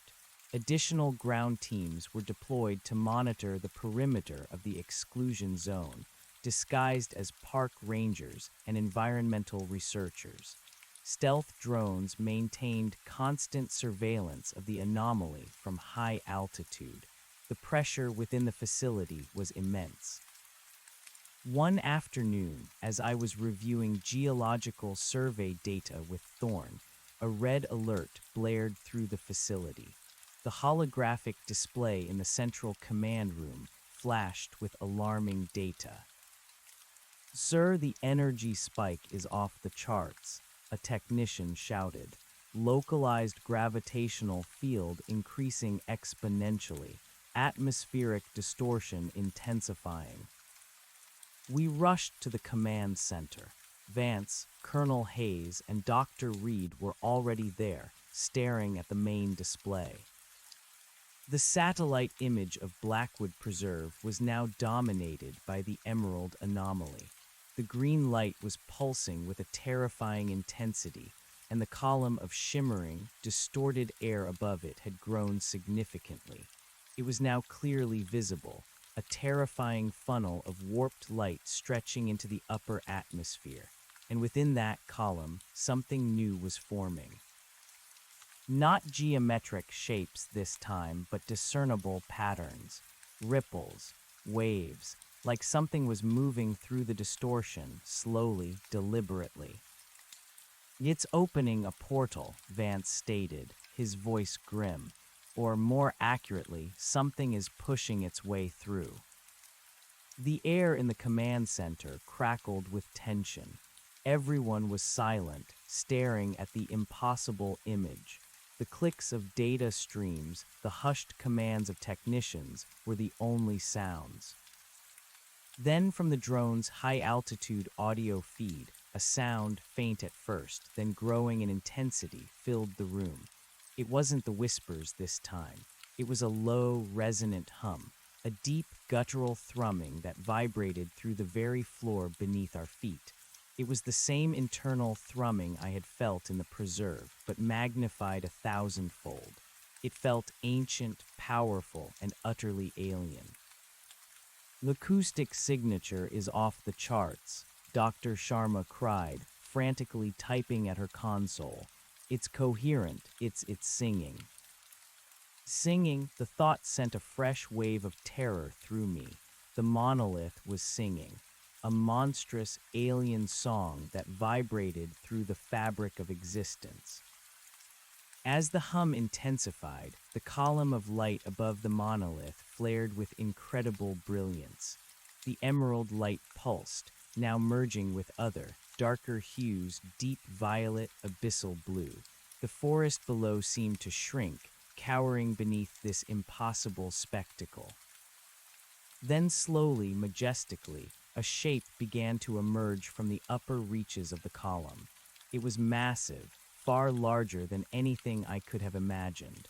Its outline was indistinct at first, shimmering through the distortion, but as it descended, it resolved into a truly horrific form.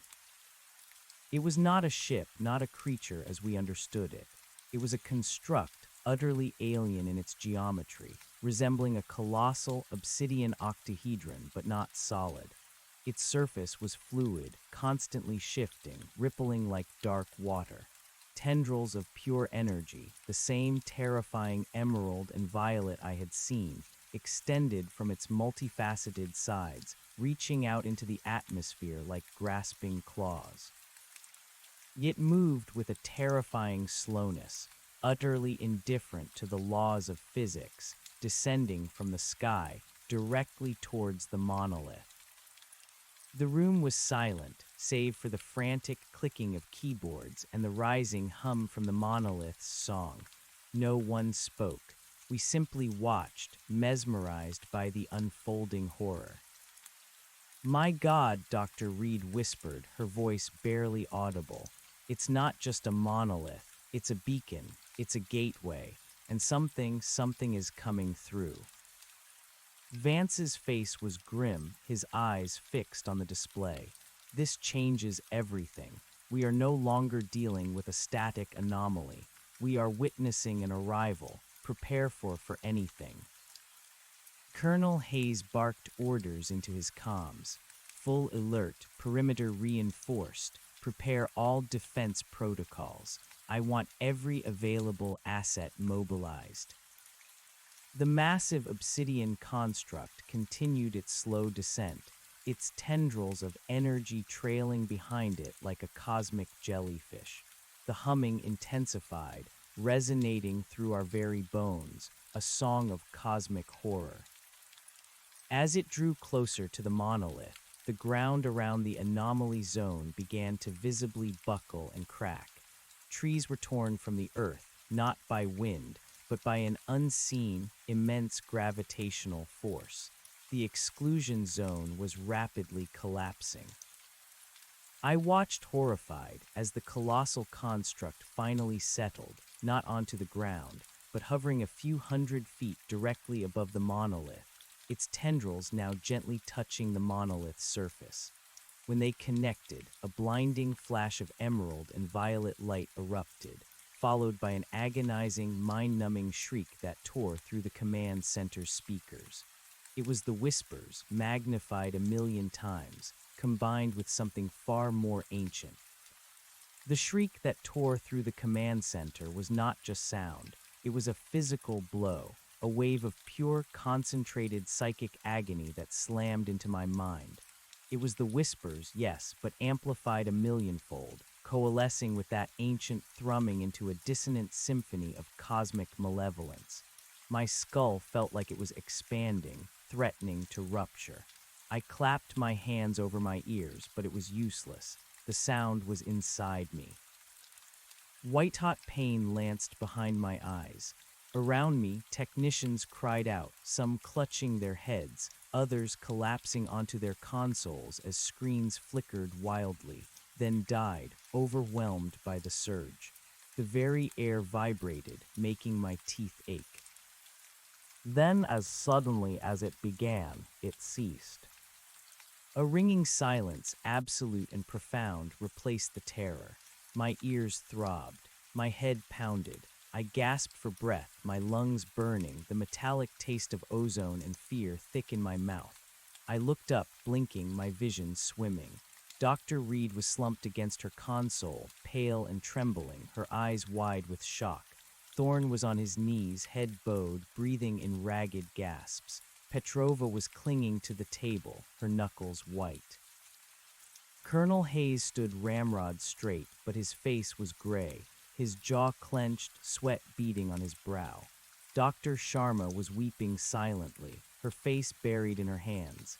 Even Vance, usually so impassive, had a hand pressed to his temple, his eyes squeezed shut for a fleeting moment before snapping open, sharp and alert. "Report," Vance's voice was strained, hoarse, but it cut through the lingering haze of pain.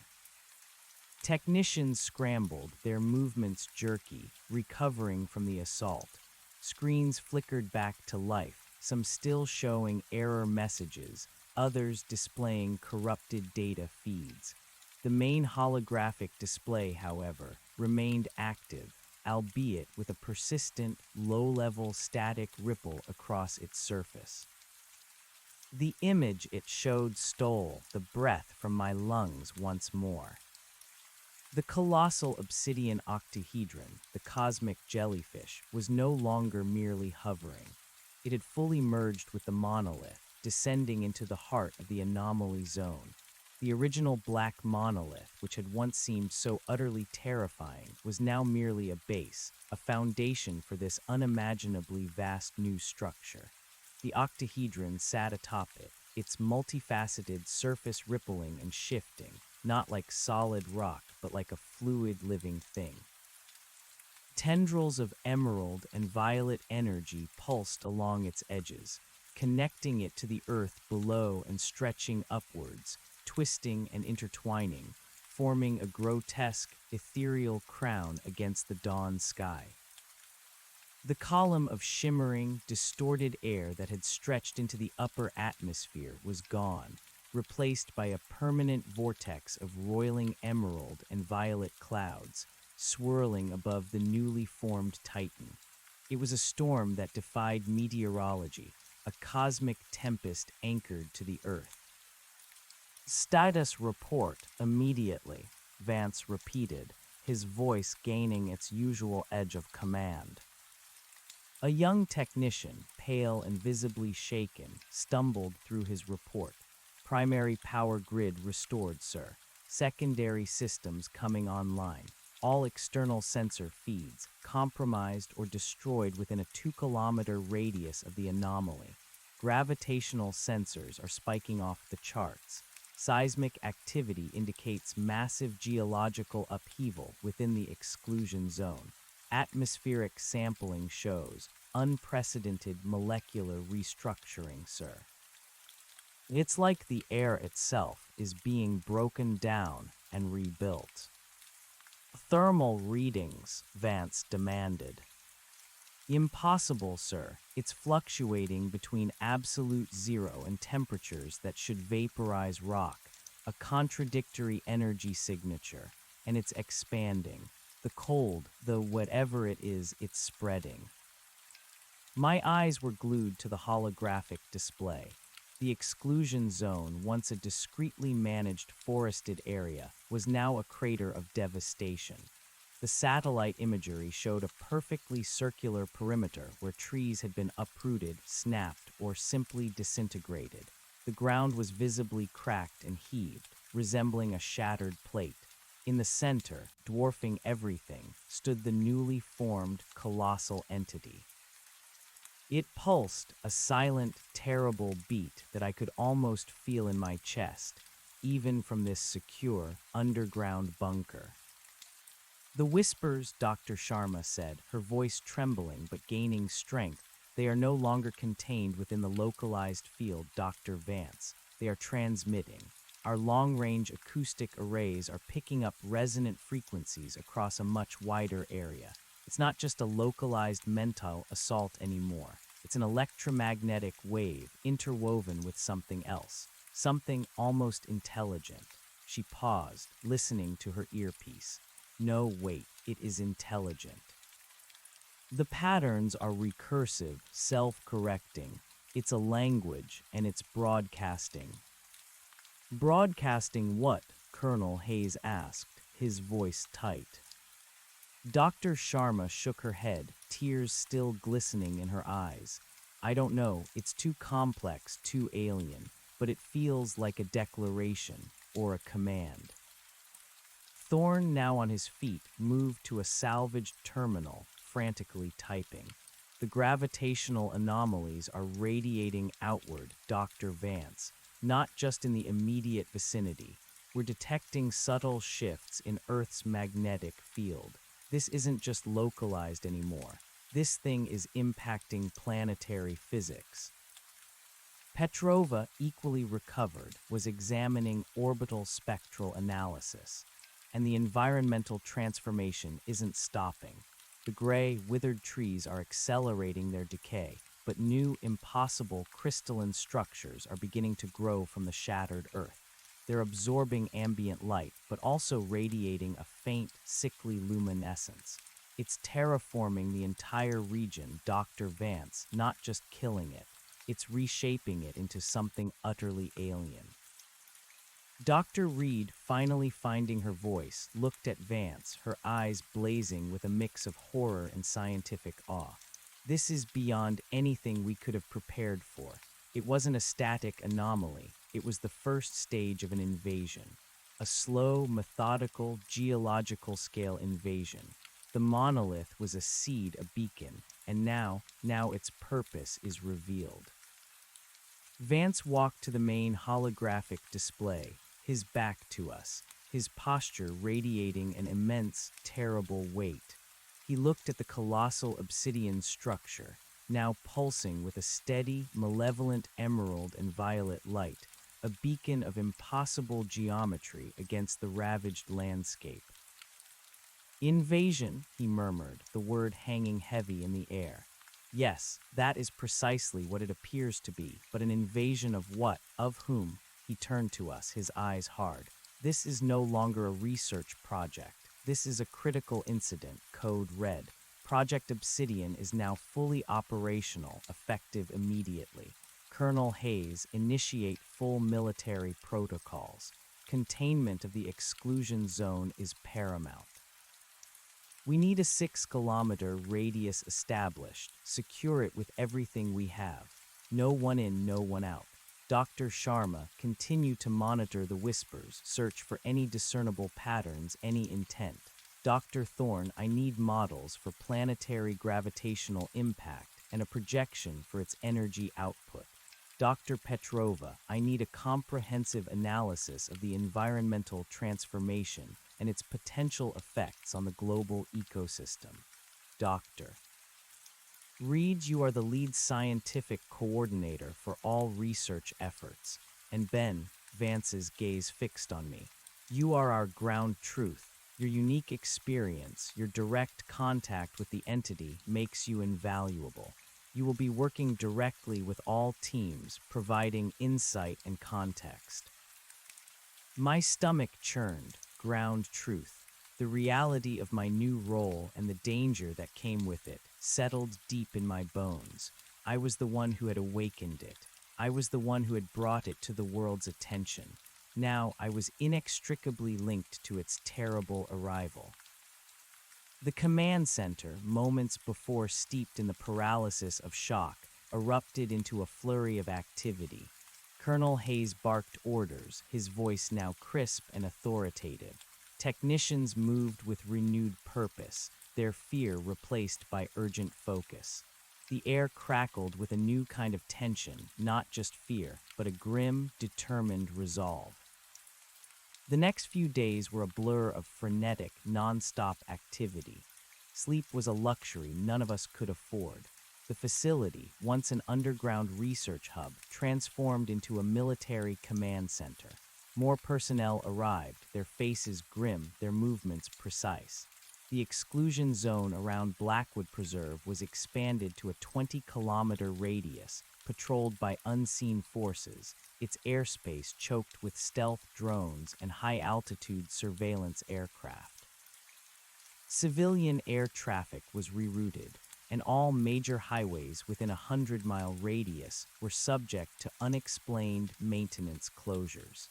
The cover story for the public was a severe, localized environmental disaster, a new strain of highly virulent tree blight requiring extreme quarantine measures.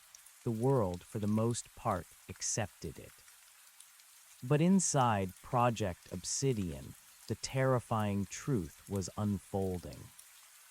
The colossal obsidian construct, which we had begun to refer to as the Nexus, pulsed rhythmically, its emerald and violet light visible even through dense cloud cover, an impossible alien beacon against the natural landscape. The cold emanating from it intensified, creating a localized weather system of perpetual icy fog that clung to the ravaged Earth. Seismic activity within the Nexus zone was constant, indicating continuous internal restructuring, a monstrous engine grinding and shifting beneath the surface. Dr. Thorne and his team worked tirelessly, modeling the gravitational anomalies. His latest report was chilling. The Nexus is creating a localized gravity well, Dr. Vance, he explained during one of our many emergency briefings. It's subtly distorting spacetime within a significant radius. The Earth itself is being tugged, albeit imperceptibly, at a global scale. But locally, it's creating immense stress on the planetary crust. He pointed to a holographic projection showing stress fractures radiating from the Nexus. This could lead to localized earthquakes, even volcanic activity, if it continues to escalate. Dr. Petrova's findings were equally disturbing. The terraforming is accelerating, sir. The crystalline growths are consuming all organic matter within the Nexus zone. Trees, soil, rock, everything is being converted into these alien structures. The atmosphere above the Nexus is also showing unprecedented concentrations of exotic particles. It's not just altering the local environment, it's remaking it to suit its own, unknown biological or perhaps technological needs. She held up a sample of one of the crystalline growths extracted by a shielded drone. It shimmered with an unsettling, dark luminescence. We still don't know what it is. It doesn't fit any known elemental composition. Dr. Sharma presented her findings on the Whispers. The language is incredibly complex, Dr. Vance, beyond human comprehension in its entirety. It's nonlinear, recursive, almost fractal in its structure. However, I have isolated certain repeating cadences, certain tonal signatures. They appear to be embedded with immense amounts of information. and one particular sequence, repeated endlessly, seems to be a form of data transfer. It's like a colossal download or an upload. But what kind of data and to where remains a mystery. I felt a cold shiver run down my spine. A download or an upload. Was the Nexus sending information back to its origin, or was it receiving instructions? My own role involved constant, grueling debriefings. I worked with Colonel Hayes, helping to identify potential weaknesses in the anomaly's observed patterns, and to understand the psychological impact on any personnel who might approach the perimeter. The Colonel, a pragmatic man of action, was clearly frustrated by the limitations imposed by Vance: no direct engagement, no aggressive probes, only observation and containment. "We can't just stand by, Ben," Hayes growled at me one afternoon while reviewing drone footage of the Nexus. The sheer size of the thing, its alien geometry, seemed to mock our helplessness. It's growing, it's expanding its influence. We have to hit it hard before it's too late. "And risk provoking it further, Colonel," I countered, remembering the terror of the shriek, the speed with which it had destroyed our equipment. "We don't know what it is. We don't know what it's capable of. What if a missile strike just makes it stronger? What if it's a living thing and we just declare war on it?" Hayes slammed a fist on the table. "So we just sit here and watch it terraform the planet, wait until it's too big to stop." "We gather information, Colonel," I said, my voice firm. "We understand it. That's what Dr. Vance ordered. That's what Dr. Reed is pushing for. Without understanding, any action is just a blind gamble." Our conversations usually ended in a stalemate. Hayes understood the scientific imperative, but his military instincts screamed for preemptive action. Dr. Reed, my initial ally, bore the heaviest burden. She was responsible for synthesizing all the data, presenting a coherent scientific picture, and advising Vance on the best course of action. She looked utterly exhausted, her eyes perpetually red-rimmed, but her resolve was unwavering. She maintained a strict non-aggression stance, convinced that any hostile action would be catastrophic. "It's communicating, Ben," she told me one evening, as we reviewed a particularly disturbing thermal scan that showed impossible energy fluctuations deep within the Nexus. "It's not just broadcasting information, it's actively receiving it. And the energy signatures, they suggest immense power being channeled. Not generated, but channeled from somewhere else." "From where?" I asked, my voice barely a whisper. She shook her head, her gaze distant. "Another dimension, another reality. We simply don't know. But the Nexus appears to be a conduit, a bridge. And it's not passive. It's alive and it's building something." Then came the next terrifying development. One morning, the facility's alarms blared, a piercing, insistent wail that sent adrenaline coursing through my veins. I sprinted to the command center, my heart hammering against my ribs. The room was in chaos. "Sir, seismic activity intensifying dramatically," a technician shouted. "Localized quakes within the exclusion zone, reading 7.2 on the Richter scale.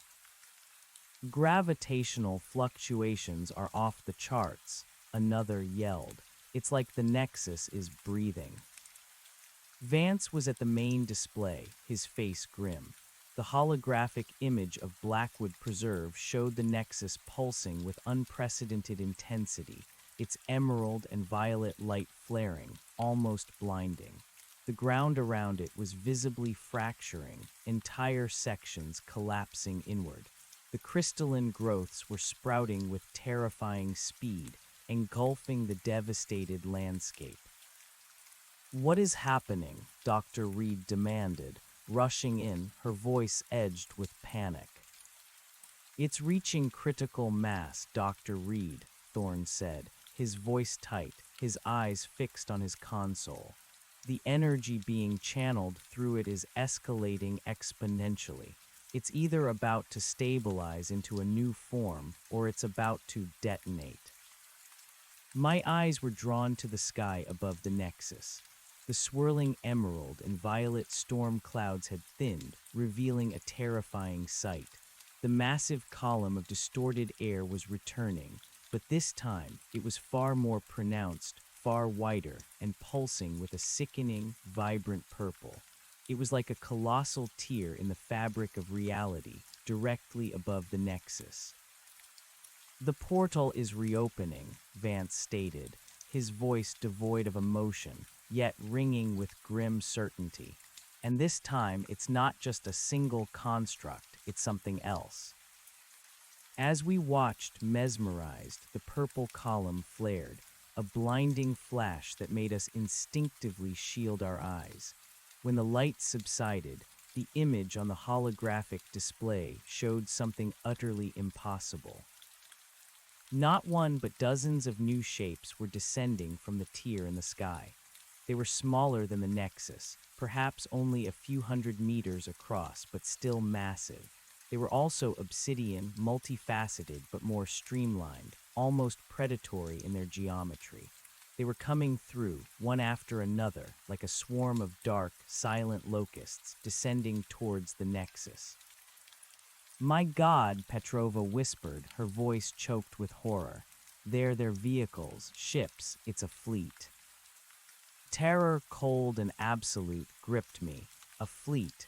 The Nexus wasn't just a beacon, it was a landing platform, a gateway, an invasion force. Colonel Hayes slammed his fist on a console. "That's it, we have to act. Now, sir, give the order. We launch everything we have." Vance remained silent for a long moment, his eyes fixed on the display. The arriving fleet was settling around the Nexus, some connecting to it with tendrils of energy, others hovering just above the devastated Earth, their surfaces rippling with the same fluid, impossible motion. "No," Vance finally said, his voice quiet, firm. "Not yet, Colonel. We still don't know their intent. A preemptive strike could trigger a full-scale war we cannot win." "Sir, we are in a war," Hayes protested, his face flushed with anger. "They're pouring through. What more do you need?" "Information, Colonel," Vance replied, his voice steely. "Always information. Dr. Sharma, are the whispers changing? Is there any indication of intent?" Dr. Sharma, her face pale, was frantically typing. The primary broadcast from the Nexus is still that recursive data transfer, but there are new frequencies now, from the arriving constructs. They're communicating with each other. It's a complex network, and there's a new tonal pattern. It's like a hunting call, or a rallying cry. A rallying cry. My blood ran cold. Dr. Reed stepped forward, her face a mask of grim determination. "Vance, we have to consider the possibility that these are not merely ships. The Nexus is an organic, self-transforming entity. These smaller constructs, they could be extensions of it, or even smaller, independent entities working in concert. We are dealing with something fundamentally biological and technological, a form of life unlike anything we comprehend." As she spoke, one of the smaller obsidian constructs, now fully settled on the ravaged Earth a few hundred meters from the Nexus, began to change. Its surface rippled, not just with light, but with an internal metamorphosis. The geometric angles softened, elongated. From its base, new, thinner tendrils extended, snaking across the broken ground, embedding themselves into the earth. It was like watching a monstrous plant sprout from the soil, but a plant of obsidian and pure, alien energy. "They're anchoring," Petrova breathed, her voice filled with dread. They're planting themselves. They're not just temporary arrivals, they're here to stay. The silence that followed was suffocating. The reality of the situation crashed down upon us with crushing force. This was not a quick skirmish. This was a colonization, a slow, terrifying, deliberate takeover of a part of our planet. Vance finally turned from the display, his gaze sweeping over the room. All right, new operational parameters. Colonel Hayes, establish a secondary, tighter containment perimeter, focused on preventing any further incursions out of the original exclusion zone.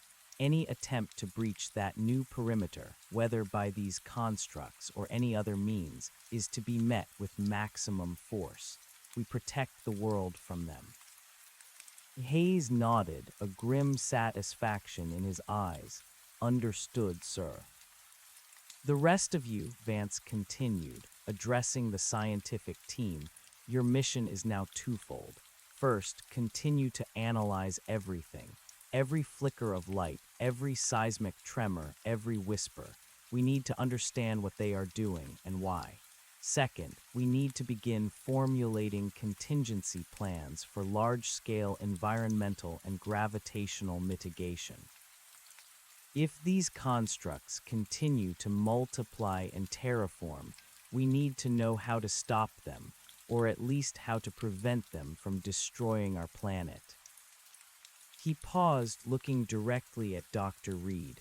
And Dr. Reed, your initial hypothesis, containment of the knowledge of its existence, is now more critical than ever.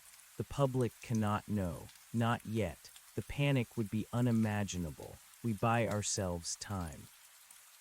The tension in the facility was almost unbearable. The sense of urgency, the crushing weight of responsibility, pressed down on every single person.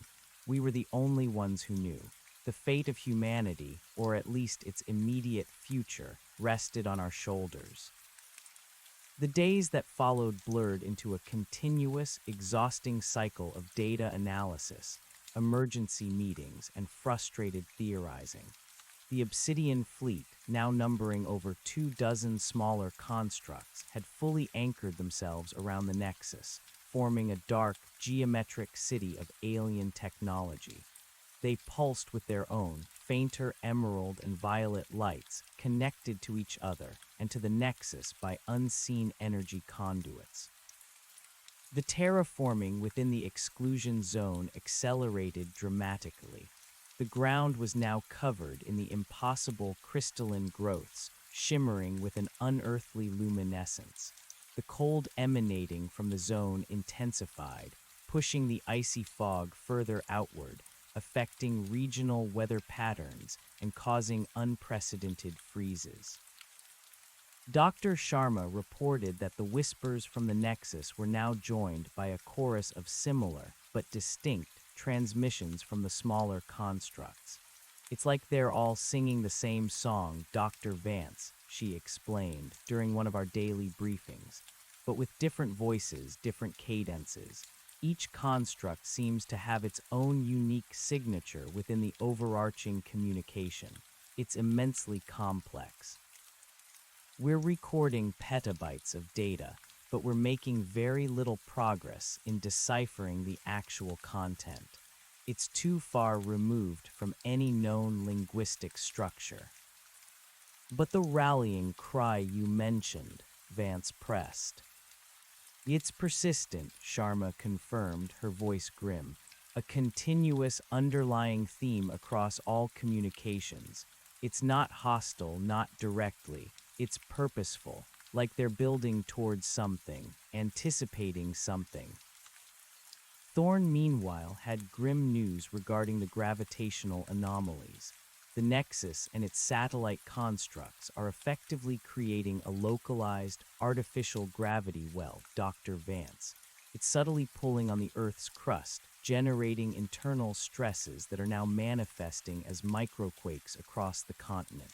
Not strong enough to be widely felt, but they are there. And if they continue to scale up, we could be looking at major seismic events. Petrova's analysis of the crystalline growths was equally dire. They're not merely inorganic, Dr. Vance. They are absorbing trace elements from the atmosphere, drawing moisture, even photosynthesizing, but not with light as we know it. They convert environmental components into their own alien structure. They are fundamentally transforming matter at a molecular level. If they spread, they could fundamentally alter the Earth's geology and atmosphere. The overall picture was one of slow, methodical, environmental transformation, driven by an alien intelligence that seemed utterly indifferent to our presence. We were ants in their garden. One evening, Dr. Reed called me to her lab, a secure room filled with glowing screens and humming equipment. She looked more tired than I had ever seen her, but there was a flicker of intense focus in her eyes. "Ben, I need your input," she said, gesturing to a screen that displayed a complex spectral analysis of the Nexus's energy output. "You were the first one to truly interact with it. You felt its cold, its vibrations, its whispers. We're seeing a new pattern in the energy signatures, a rhythmic fluctuation, almost like a heartbeat, but it's not from the Nexus itself. It's coming from within one of the smaller constructs." She zoomed in on a specific obsidian satellite. Its surface pulsed with a subtle internal glow, distinct from the external emerald and violet energy. "The heartbeat?" I asked, a knot of dread forming in my stomach, like a living thing. "Perhaps," she mused, rubbing her temples, "or a colossal engine starting up. But the frequency, it matches what we believe to be its primary communication pattern, the one Dr. Sharma identified as a data transfer or invocation." Then she looked at me, her eyes unblinking. "Ben, do you still feel it? That cold, distant awareness?" I hesitated. I hadn't wanted to admit it, not even to myself. But the truth was, yes, I did. It had become a constant, low-level thrum in the back of my mind, a subtle pressure, a psychic echo of the entity's presence. It was worse now since the fleet had arrived. It felt more crowded, more purposeful. "Yes, Dr. Reed," I confessed, my voice barely above a whisper. "It's always there, stronger now, like a multitude of eyes watching." Her face paled further. A multitude of eyes, that's what I feared. My hypothesis is this: the Nexus is the primary gate, the anchor. The smaller constructs are not just vehicles or environmental terraformers. They are vessels, and something is being constructed or being prepared within them. This heartbeat is a sign of accelerated development. Something is gestating. Gestating, the word conjured images of horrific, alien birth. "What could be gestating inside them?" I asked, my voice dry. Dr. Reed shook her head slowly. "I don't know, but the patterns in the whispers, the energy signatures, the terraforming, it all points to a singular, monumental effort. They are building something, or they are birthing something. And I think that rallying cry Dr. Sharma identified isn't just a signal between the constructs. I think it's a promise, a preparation for something truly monumental to emerge." Just then, a shrill alarm blared through the lab. A red light flashed above the door. "All personnel to command center. Level red alert." Dr. Reed and I exchanged a terrified glance. This was a new alert, a higher level of urgency than ever before. We raced down the sterile corridors, the alarm echoing off the walls, our hearts pounding. When we burst into the command center, the scene was one of controlled chaos. Technicians were shouting, screens flashing with incomprehensible data, maps of North America now riddled with red alert symbols. Vance, Colonel Hayes, and Dr. Sharma were already there, staring at the main holographic display.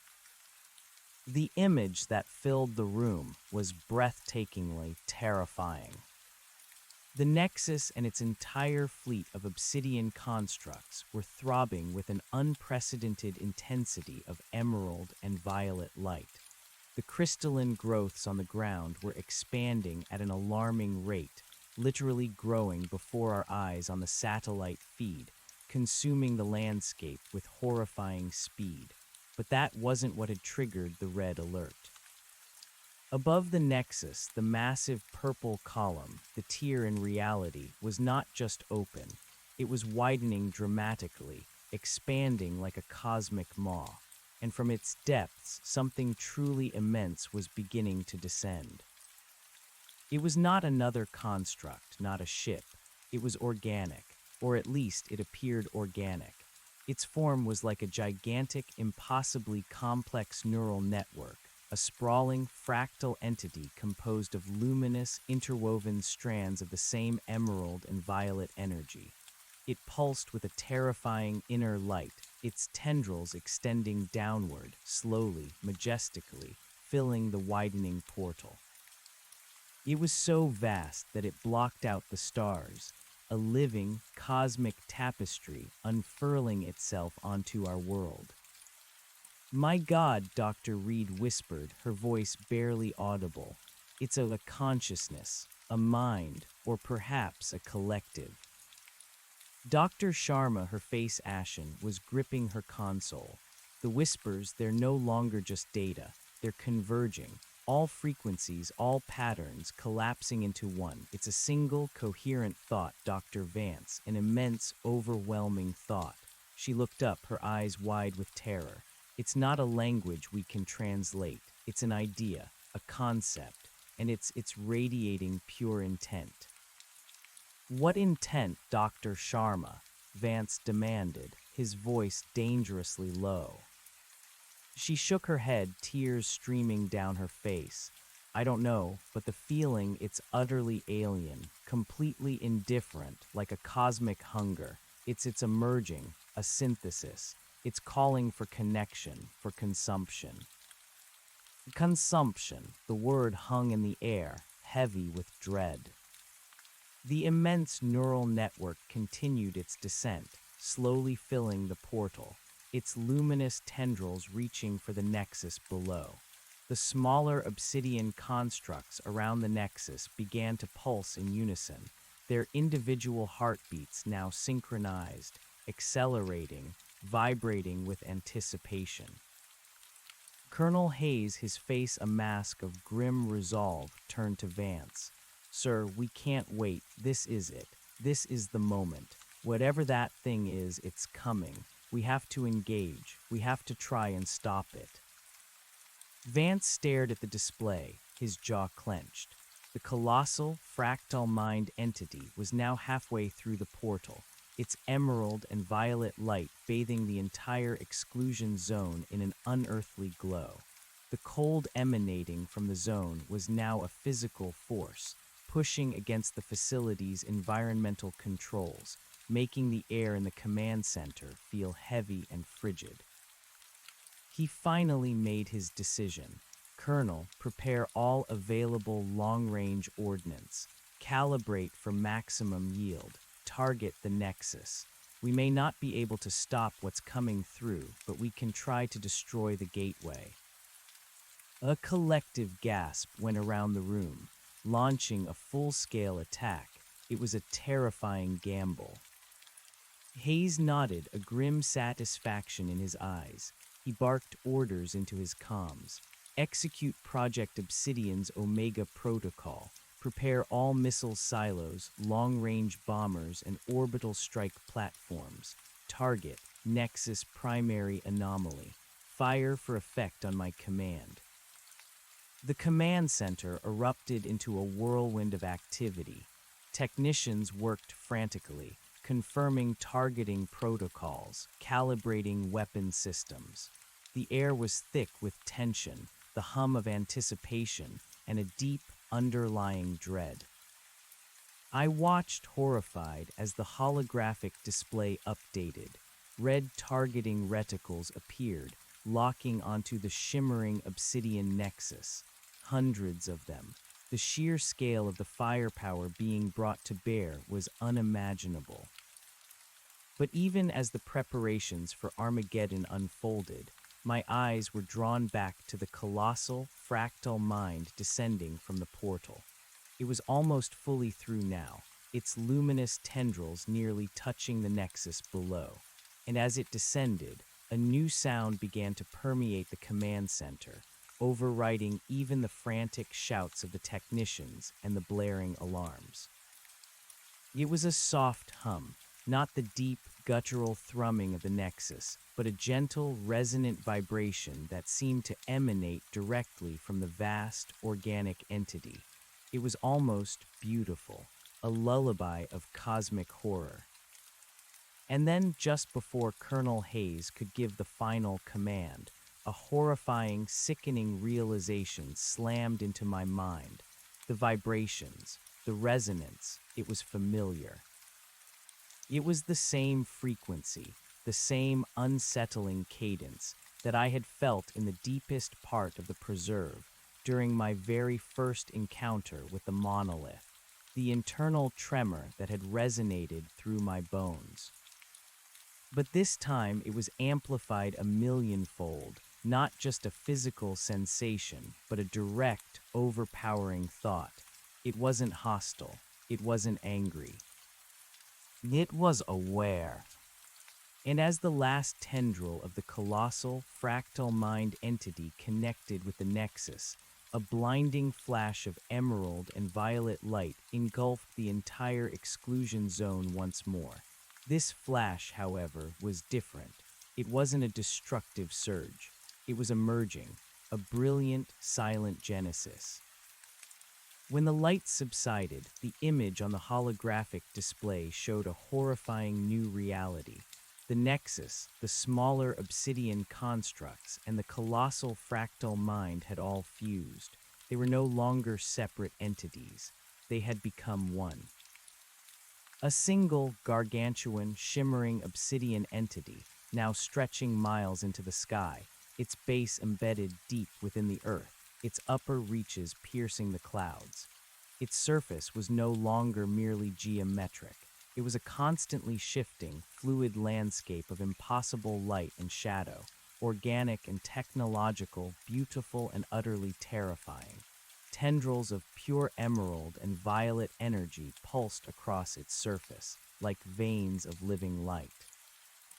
The massive purple tear in the sky had closed, leaving behind only the roiling storm clouds.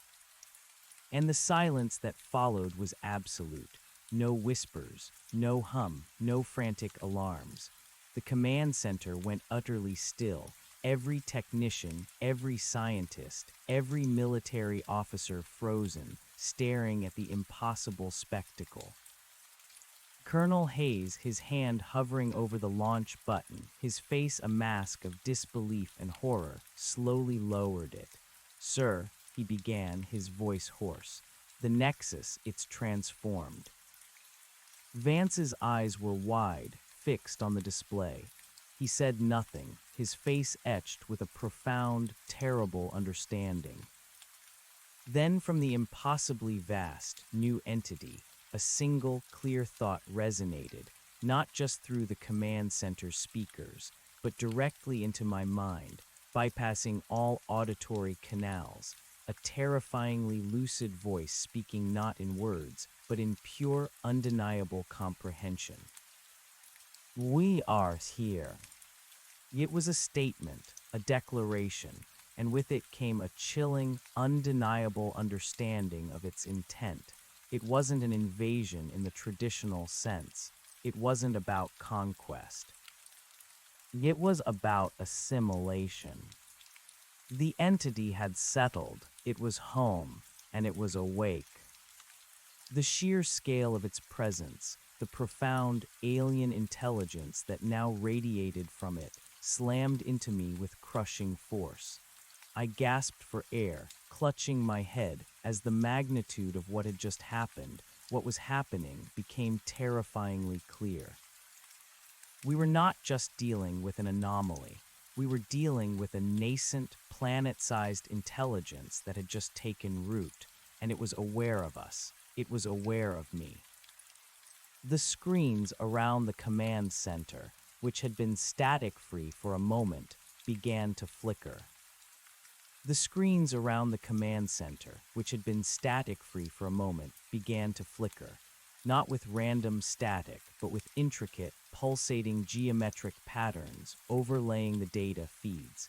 It was like looking at the internal workings of the vast obsidian entity projected onto our consoles. The patterns were breathtakingly complex, yet perfectly ordered, a silent symphony of alien mathematics. And through it all, that single, overwhelming thought resonated in my mind, a chilling whisper that was not a sound, but an undeniable truth. We are here. We are one. We assimilate. I doubled over, clutching my head, a strangled cry escaping my throat. It wasn't pain, not exactly. It was an information overload, a direct psychic download of immense alien purpose that threatened to shatter my sanity. My vision swam with emerald and violet light, the colors of the entity flashing behind my eyelids. The scale of its consciousness, the sheer, indifferent power of it was too much. It was everywhere, yet nowhere, a silent, all-encompassing presence. Around me, the command center was a tableau of frozen horror. Colonel Hayes, his hands still hovering over the Omega Protocol launch button, stared at the main display, his face ashen, his jaw slacked. Dr. Sharma was on her knees, rocking back and forth, muttering incoherently, tears streaming down her face. Dr. Reed stood rigid, her eyes wide, unblinking, fixed on the colossal entity on the screen, a single tear tracing a path through the dust on her cheek. Thorne and Petrova looked equally shell-shocked, their faces pale, their breaths coming in ragged gasps. Even Vance, the stoic Vance, had a profound, almost fearful awe etched on his face, his eyes betraying a shock I had never seen before. "Ben, what is it? What's happening?" Dr. Reed's voice was a raw whisper, barely audible, as she rushed to my side. She knew somehow that my reaction was different, that I was experiencing something beyond the visual and auditory horror. I gasped, pushing myself upright, shaking my head to clear the overwhelming psychic residue. It's inside my head, Dr. Reed," I choked out, my voice hoarse. "It's speaking to me, not in words, in pure thought. It's saying we are here. We are one. We assimilate." The words hung in the air, a death knell. Vance's head snapped towards me, his eyes now narrowed, piercing. Colonel Hayes finally lowered his hand, a look of grim understanding replacing his shock. "Assimilation," Vance repeated, his voice barely audible, yet resonating with a terrifying clarity. He turned back to the main display, where the colossal, shimmering obsidian entity now pulsed with a steady, serene, yet utterly malevolent light. "It doesn't seek to destroy us, Colonel. It seeks to become us, or rather, to incorporate us." "Sir, what does that even mean?" Hayes asked, his voice rough. "How do you fight that? Our weapons, are they even relevant?"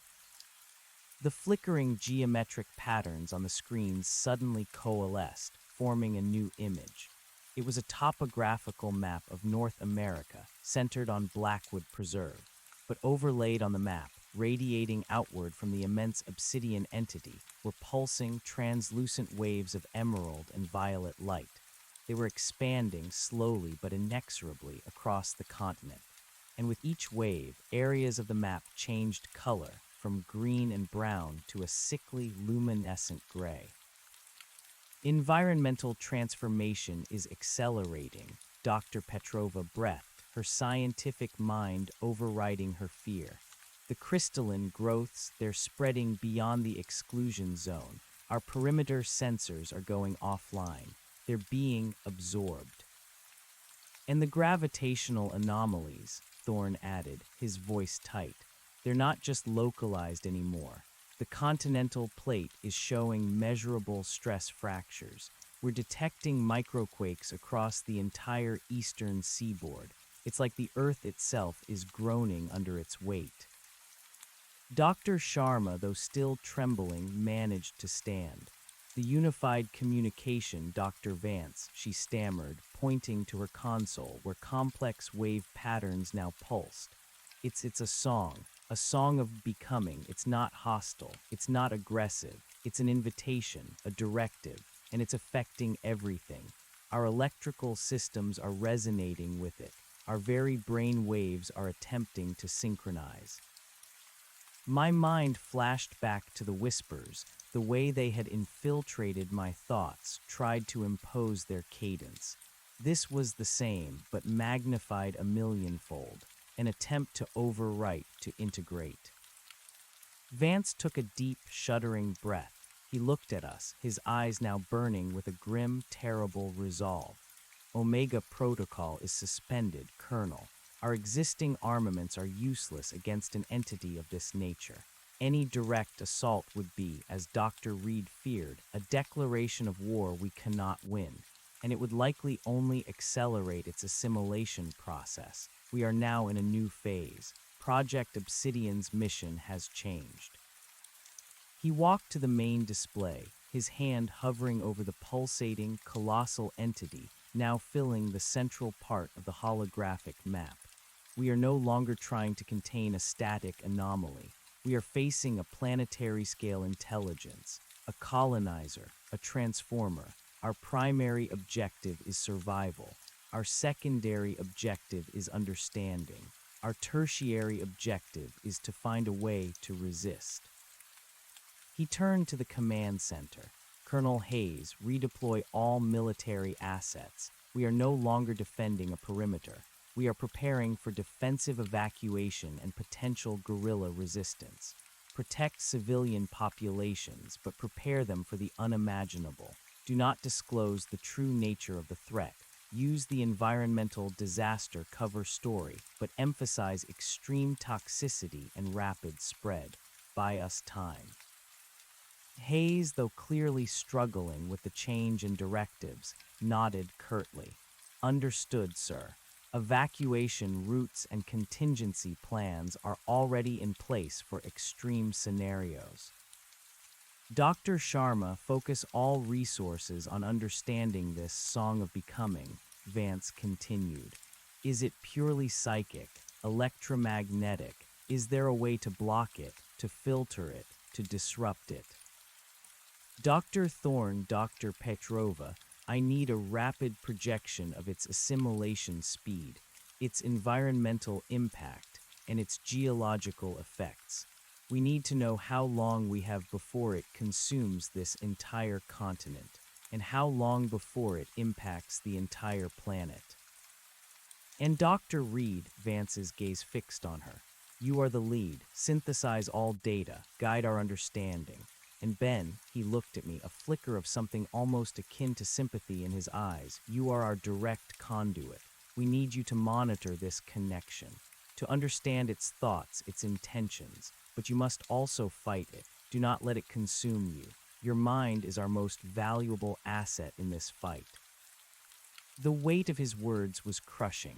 My mind, a conduit for an alien intelligence that sought to assimilate all life. It was a terrifying, lonely burden. The command center, moments before paralyzed by shock, erupted into a new kind of frenzy.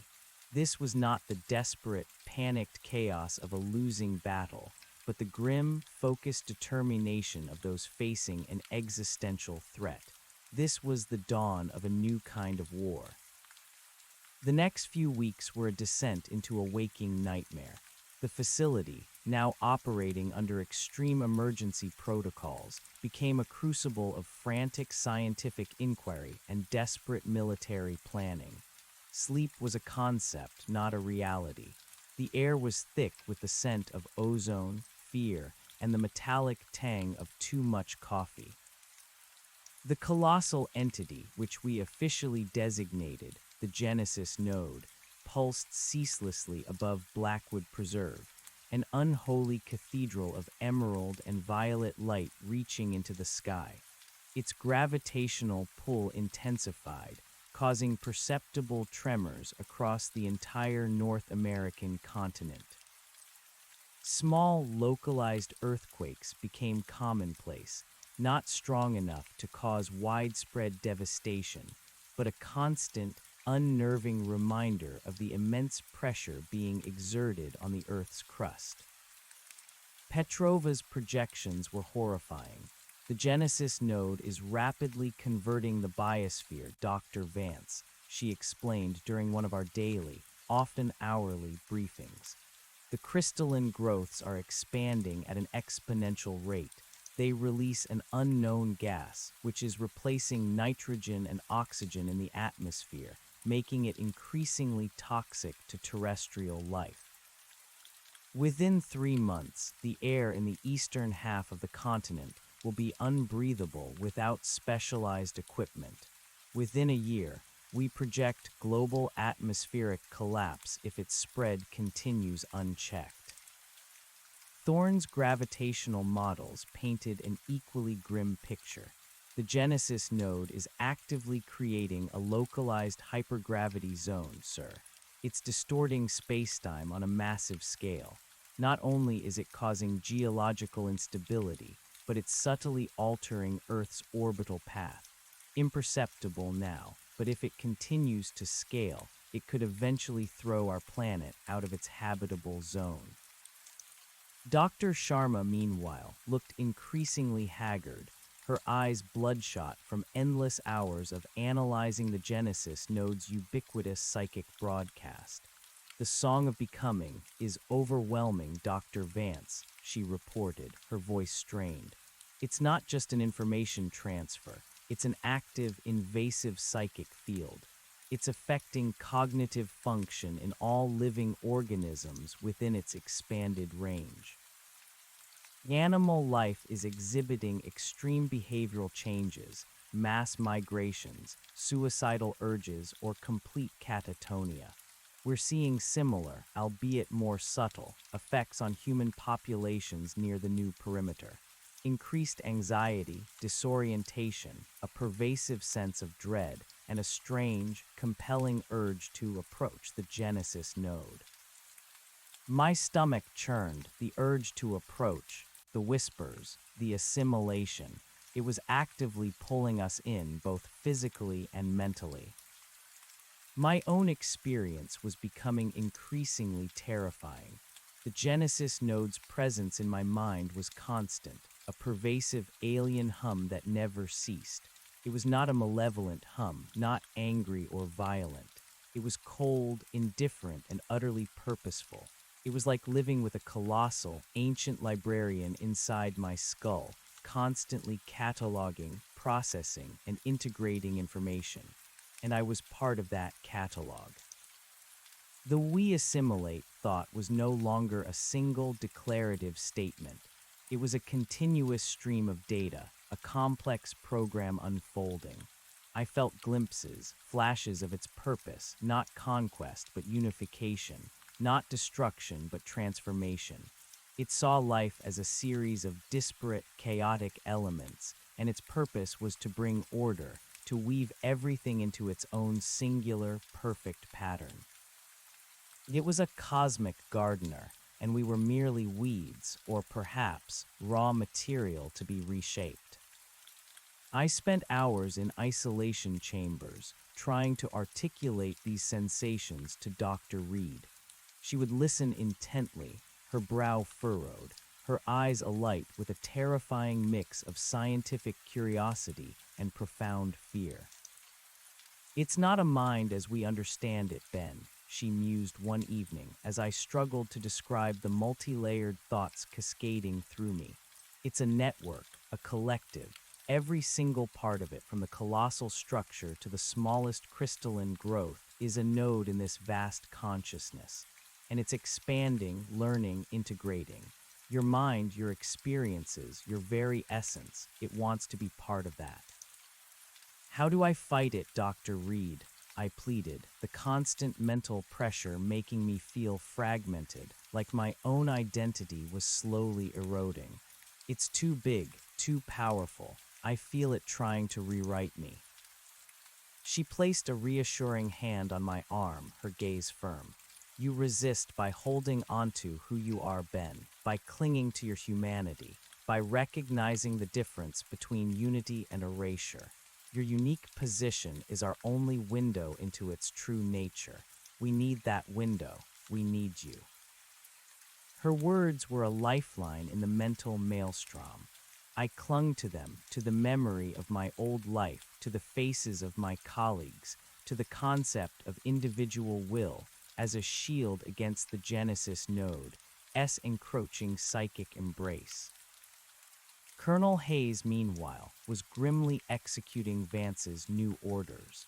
Millions of people were being evacuated from the designated toxic zones around the expanding Genesis node under the guise of an unprecedented environmental disaster.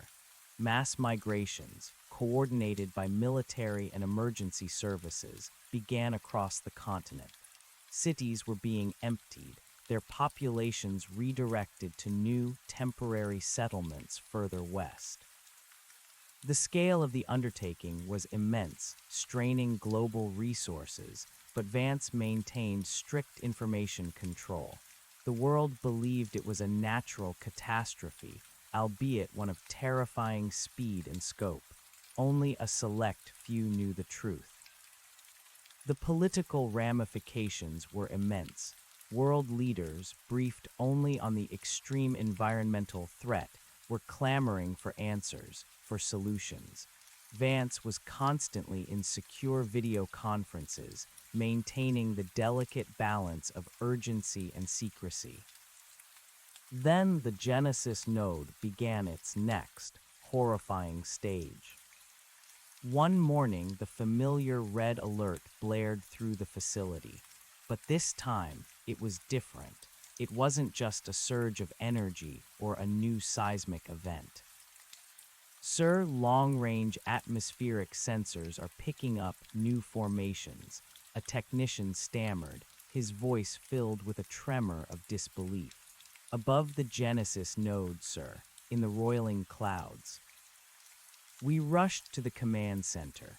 The main holographic display showed the Genesis node pulsing with increased intensity, its emerald and violet light casting an eerie glow over the ravished landscape.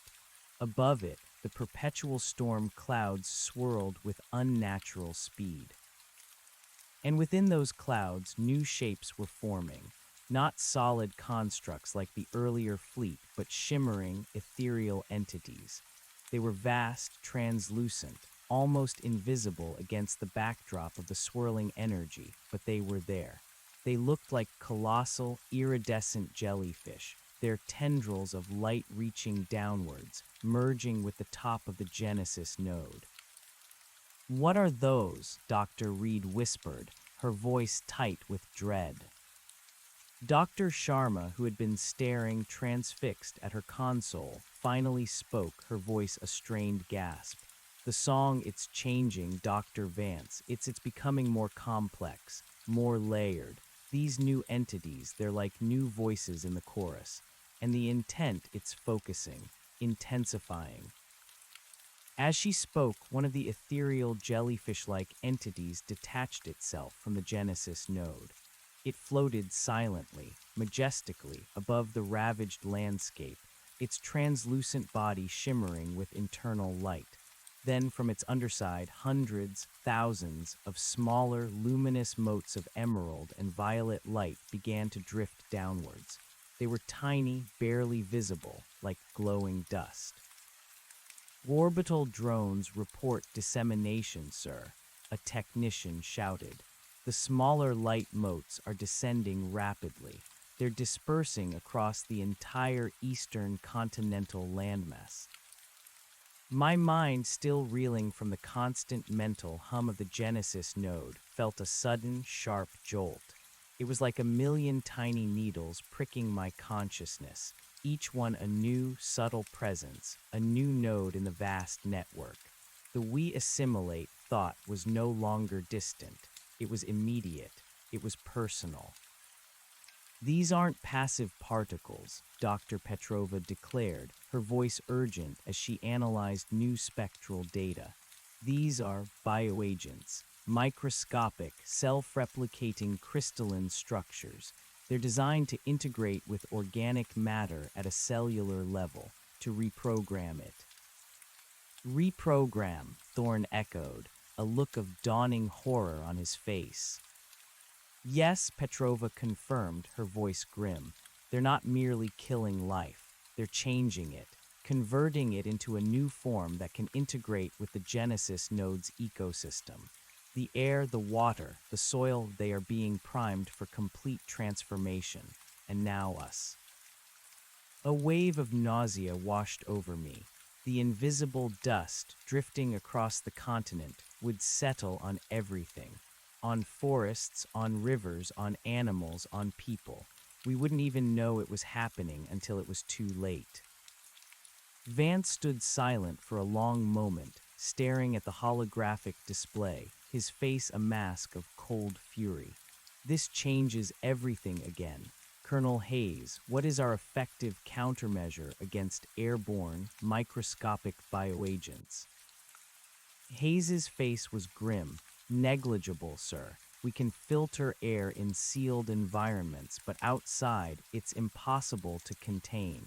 The only way is to neutralize the source. He gestured to the Genesis node, but we've established that our weapons are ineffective. Ineffective, yes, Vance conceded.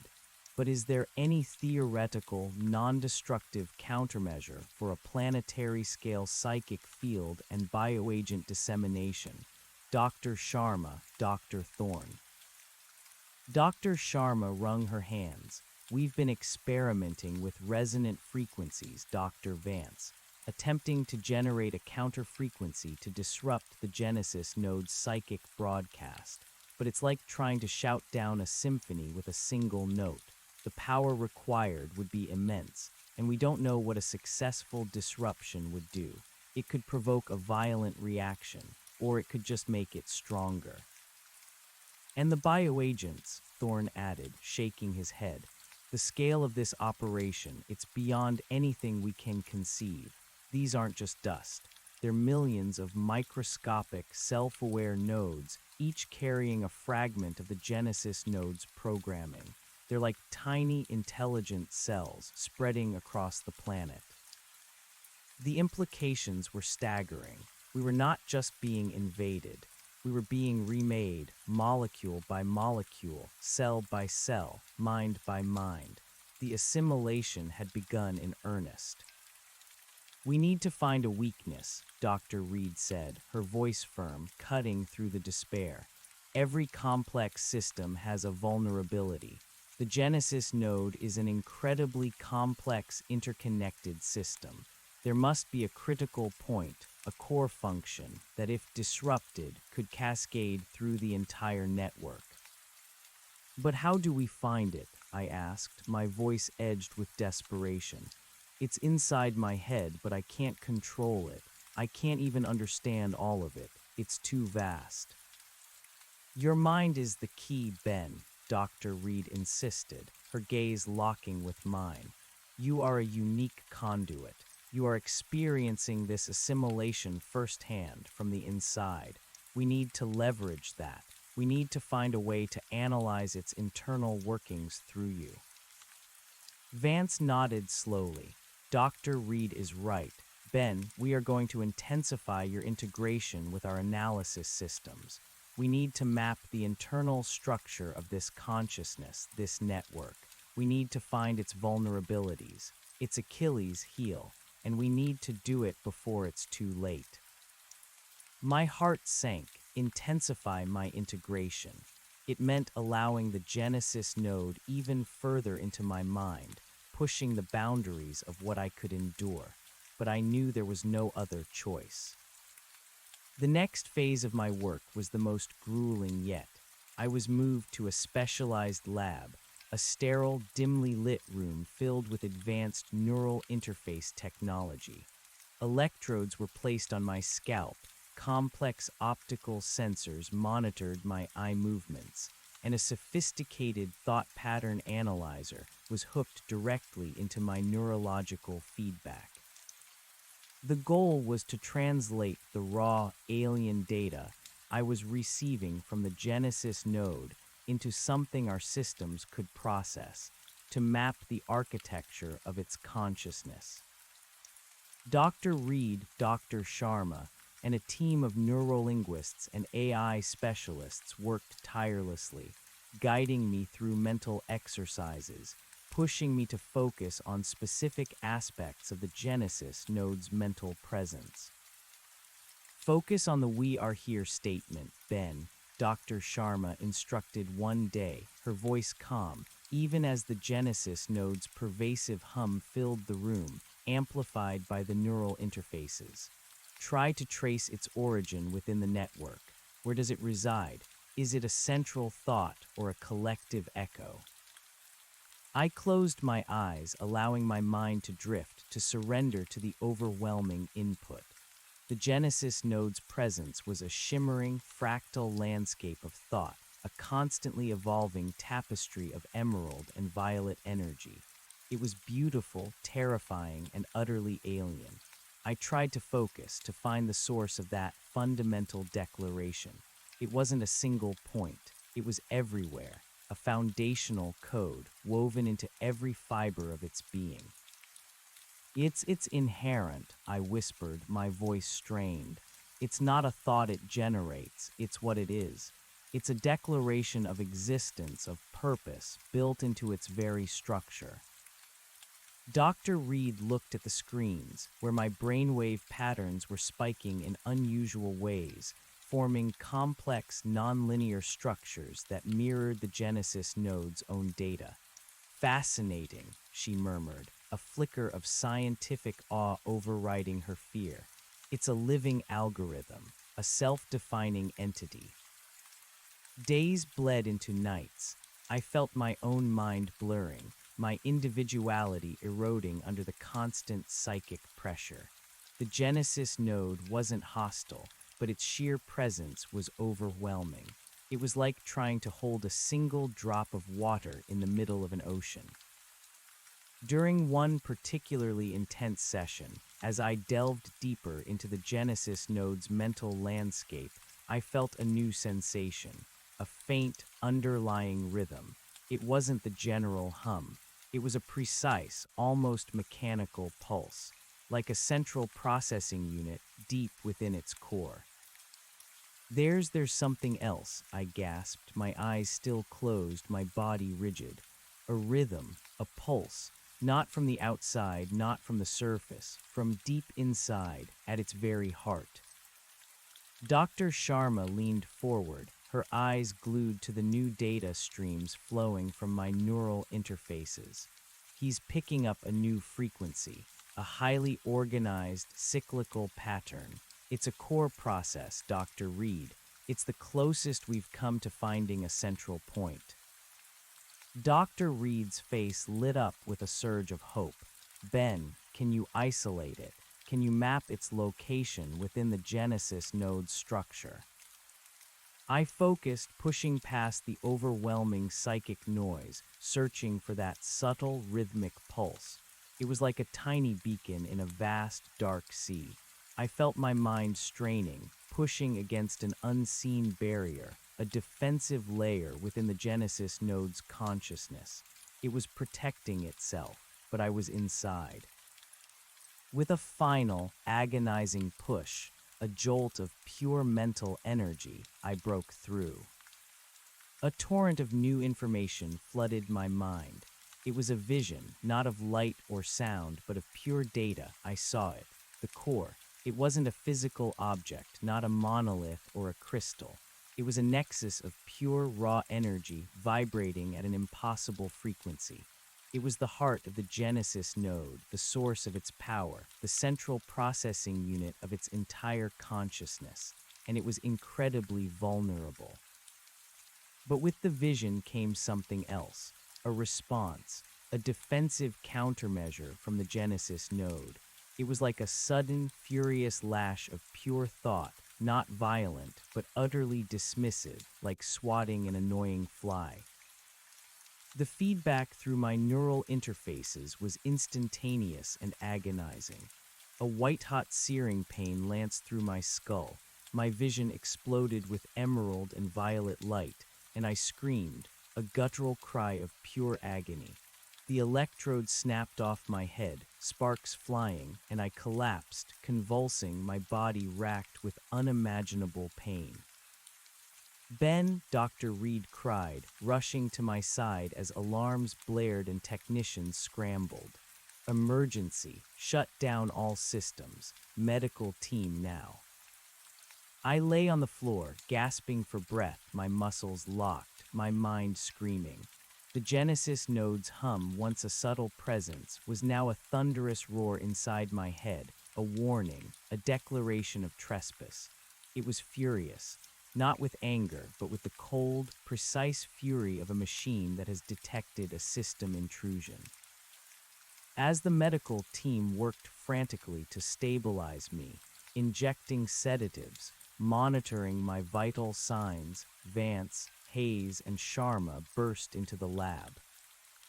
"Report what happened," Vance demanded, his face grim. Dr. Reed, pale and trembling, pointed to the flickering screens, which still showed the chaotic, spiking neural data. He found something, Dr. Vance, a core, a vulnerability, but the Genesis node, it reacted. It launched a direct psychic counterattack. I managed to push myself up on one elbow, the sedative starting to take effect, but the Genesis node's presence in my mind was now a searing, undeniable pain. "It knows," I rasped, my voice raw and broken. "It knows I found its heart. It's angry." Vance stared at me, then at the data, a terrible understanding dawning in his eyes. "It's aware of us, of our intent. It's no longer passive. It's actively hostile." Then the screens in the lab and presumably throughout the facility flickered again. This time the geometric patterns were different, sharper, more aggressive, and overlaid on the images of the Genesis node, a new pattern pulsed, a target, a red, pulsating crosshair, overlaid on the location of our underground facility. A chill, colder than any emanating from the Genesis node, ran down my spine. It wasn't just aware of my intrusion. It knew where we were. It knew our location. The Genesis node was preparing to strike back. Colonel Hayes, seeing the targeting pattern, barked into his comms. "Full defensive posture. Seal all blast doors. Prepare for impact. We've been compromised." Alarms blared, a different, more urgent sound this time, echoing through the facility. The lights flickered, plunged into emergency red. The ground beneath us began to tremble, a deep, resonant vibration that I recognized with a sickening certainty. It was the Genesis node. It was stirring. "It's a direct psychic assault, Dr. Vance," Dr. Sharma cried, frantically typing at her console. "It's focusing its entire network, not just on Ben, but on our location. It's attempting to dismantle our minds directly." The trembling intensified, accompanied by a low, guttural thrumming that vibrated through the very floor. My head felt like it was going to explode. The sedatives were fighting a losing battle against the sheer psychic force. "All personnel to emergency bunkers," Vance roared, his voice cutting through the chaos. "Initiate full lockdown. We are under attack." The facility plunged into deeper chaos. Technicians scrambled, soldiers rushed to defensive positions, the sounds of heavy blast doors slamming shut echoing through the corridors. Dr. Reed, her face grim but determined, helped me to my feet, half carrying me towards the emergency bunker entrance. "We found its weakness, Ben," she said, her voice tight with urgency. Now we just have to survive long enough to exploit it. As we descended into the secure bunker, the thrumming from the Genesis node grew deafening, a physical blow against the facility's hardened walls. The lights flickered and died completely, plunging us into darkness, save for the faint glow of emergency exit signs. I could feel the immense, alien mind outside, pressing against our defenses, seeking to penetrate, to dismantle. It was no longer an indifferent cosmic gardener.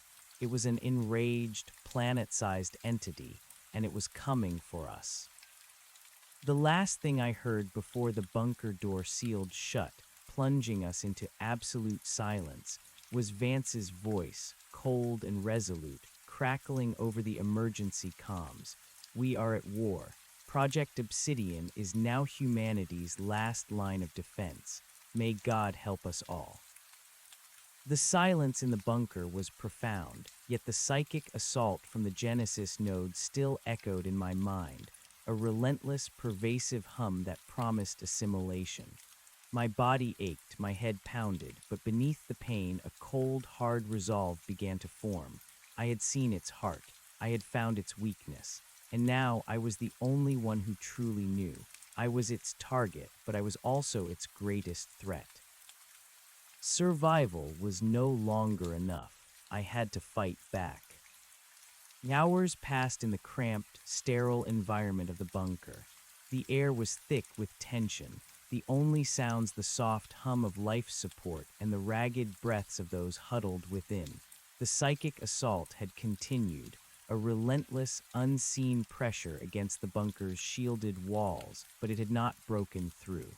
Yet. I lay on a cot, Dr. Reed at my side, monitoring my vitals, her face etched with exhaustion and worry. The sedatives had dulled the edges of the Genesis node's presence in my mind, but it was still there, a constant, malevolent hum beneath the surface of my consciousness. It was like a constant, low-grade fever, burning away at my sense of self. "Any damage reports from outside."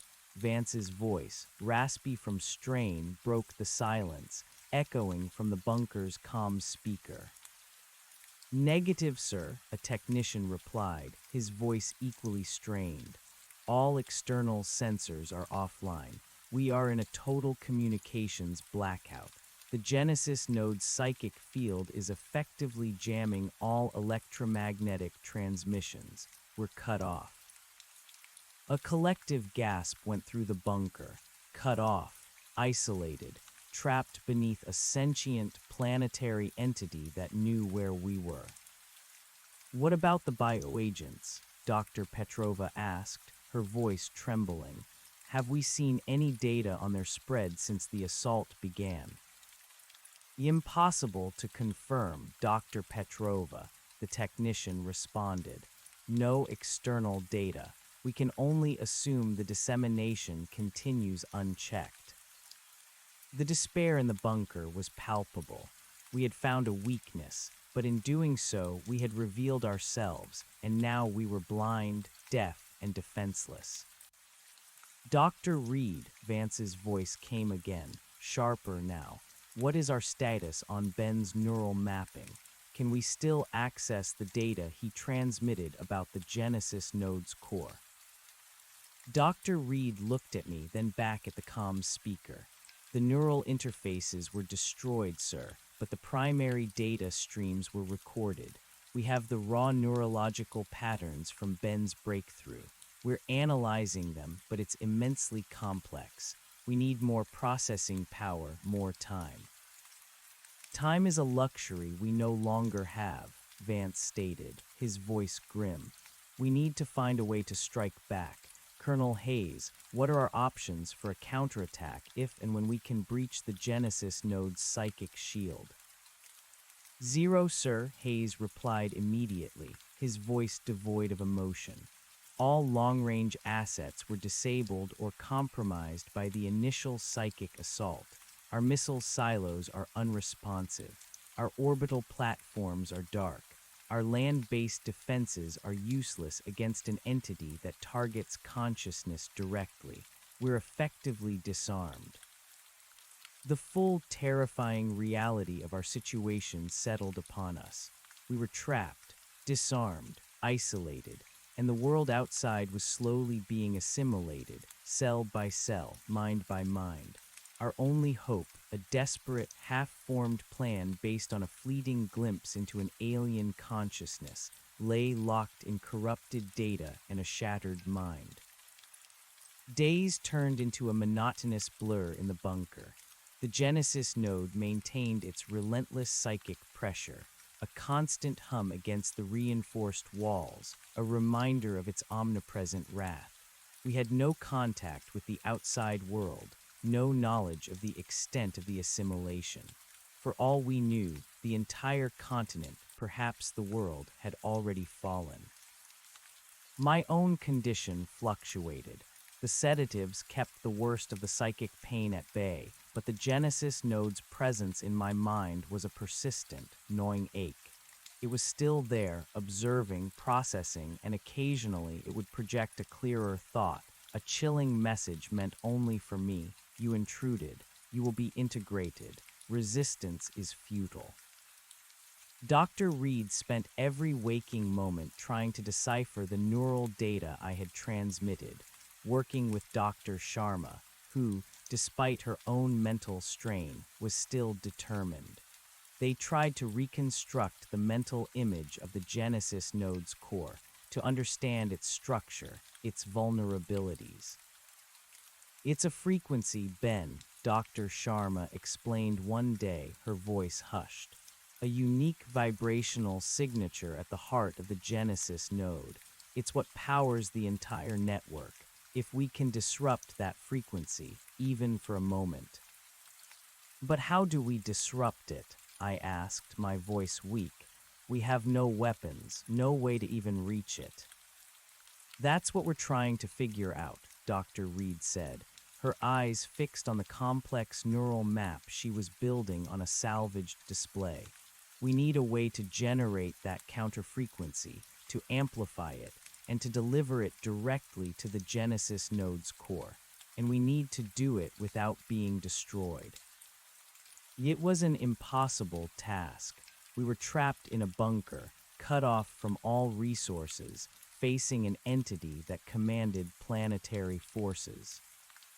Then, during one of these low points, a faint flicker of light appeared on a long-dead communication console. A single, weak signal. "Sir, we have a low-frequency signal," a technician cried, his voice laced with disbelief. "It's intermittent, but it's there, coming from a military relay station far to the west." Vance, who had been sitting in grim silence, snapped to attention. "Patch it through, immediately." The bunker held its breath. A faint, crackling voice filled the air. "Is anyone out there? Project Obsidian. This is Bravo 7 requesting status report. Repeat, is anyone out there? The east, it's gone silent. Everything's gone dark." Hope, fragile and desperate, surged through the bunker. We weren't alone. The world hadn't fallen completely. Vance grabbed the comms. Bravo 7 requesting status report. Repeat, is anyone out there? The east.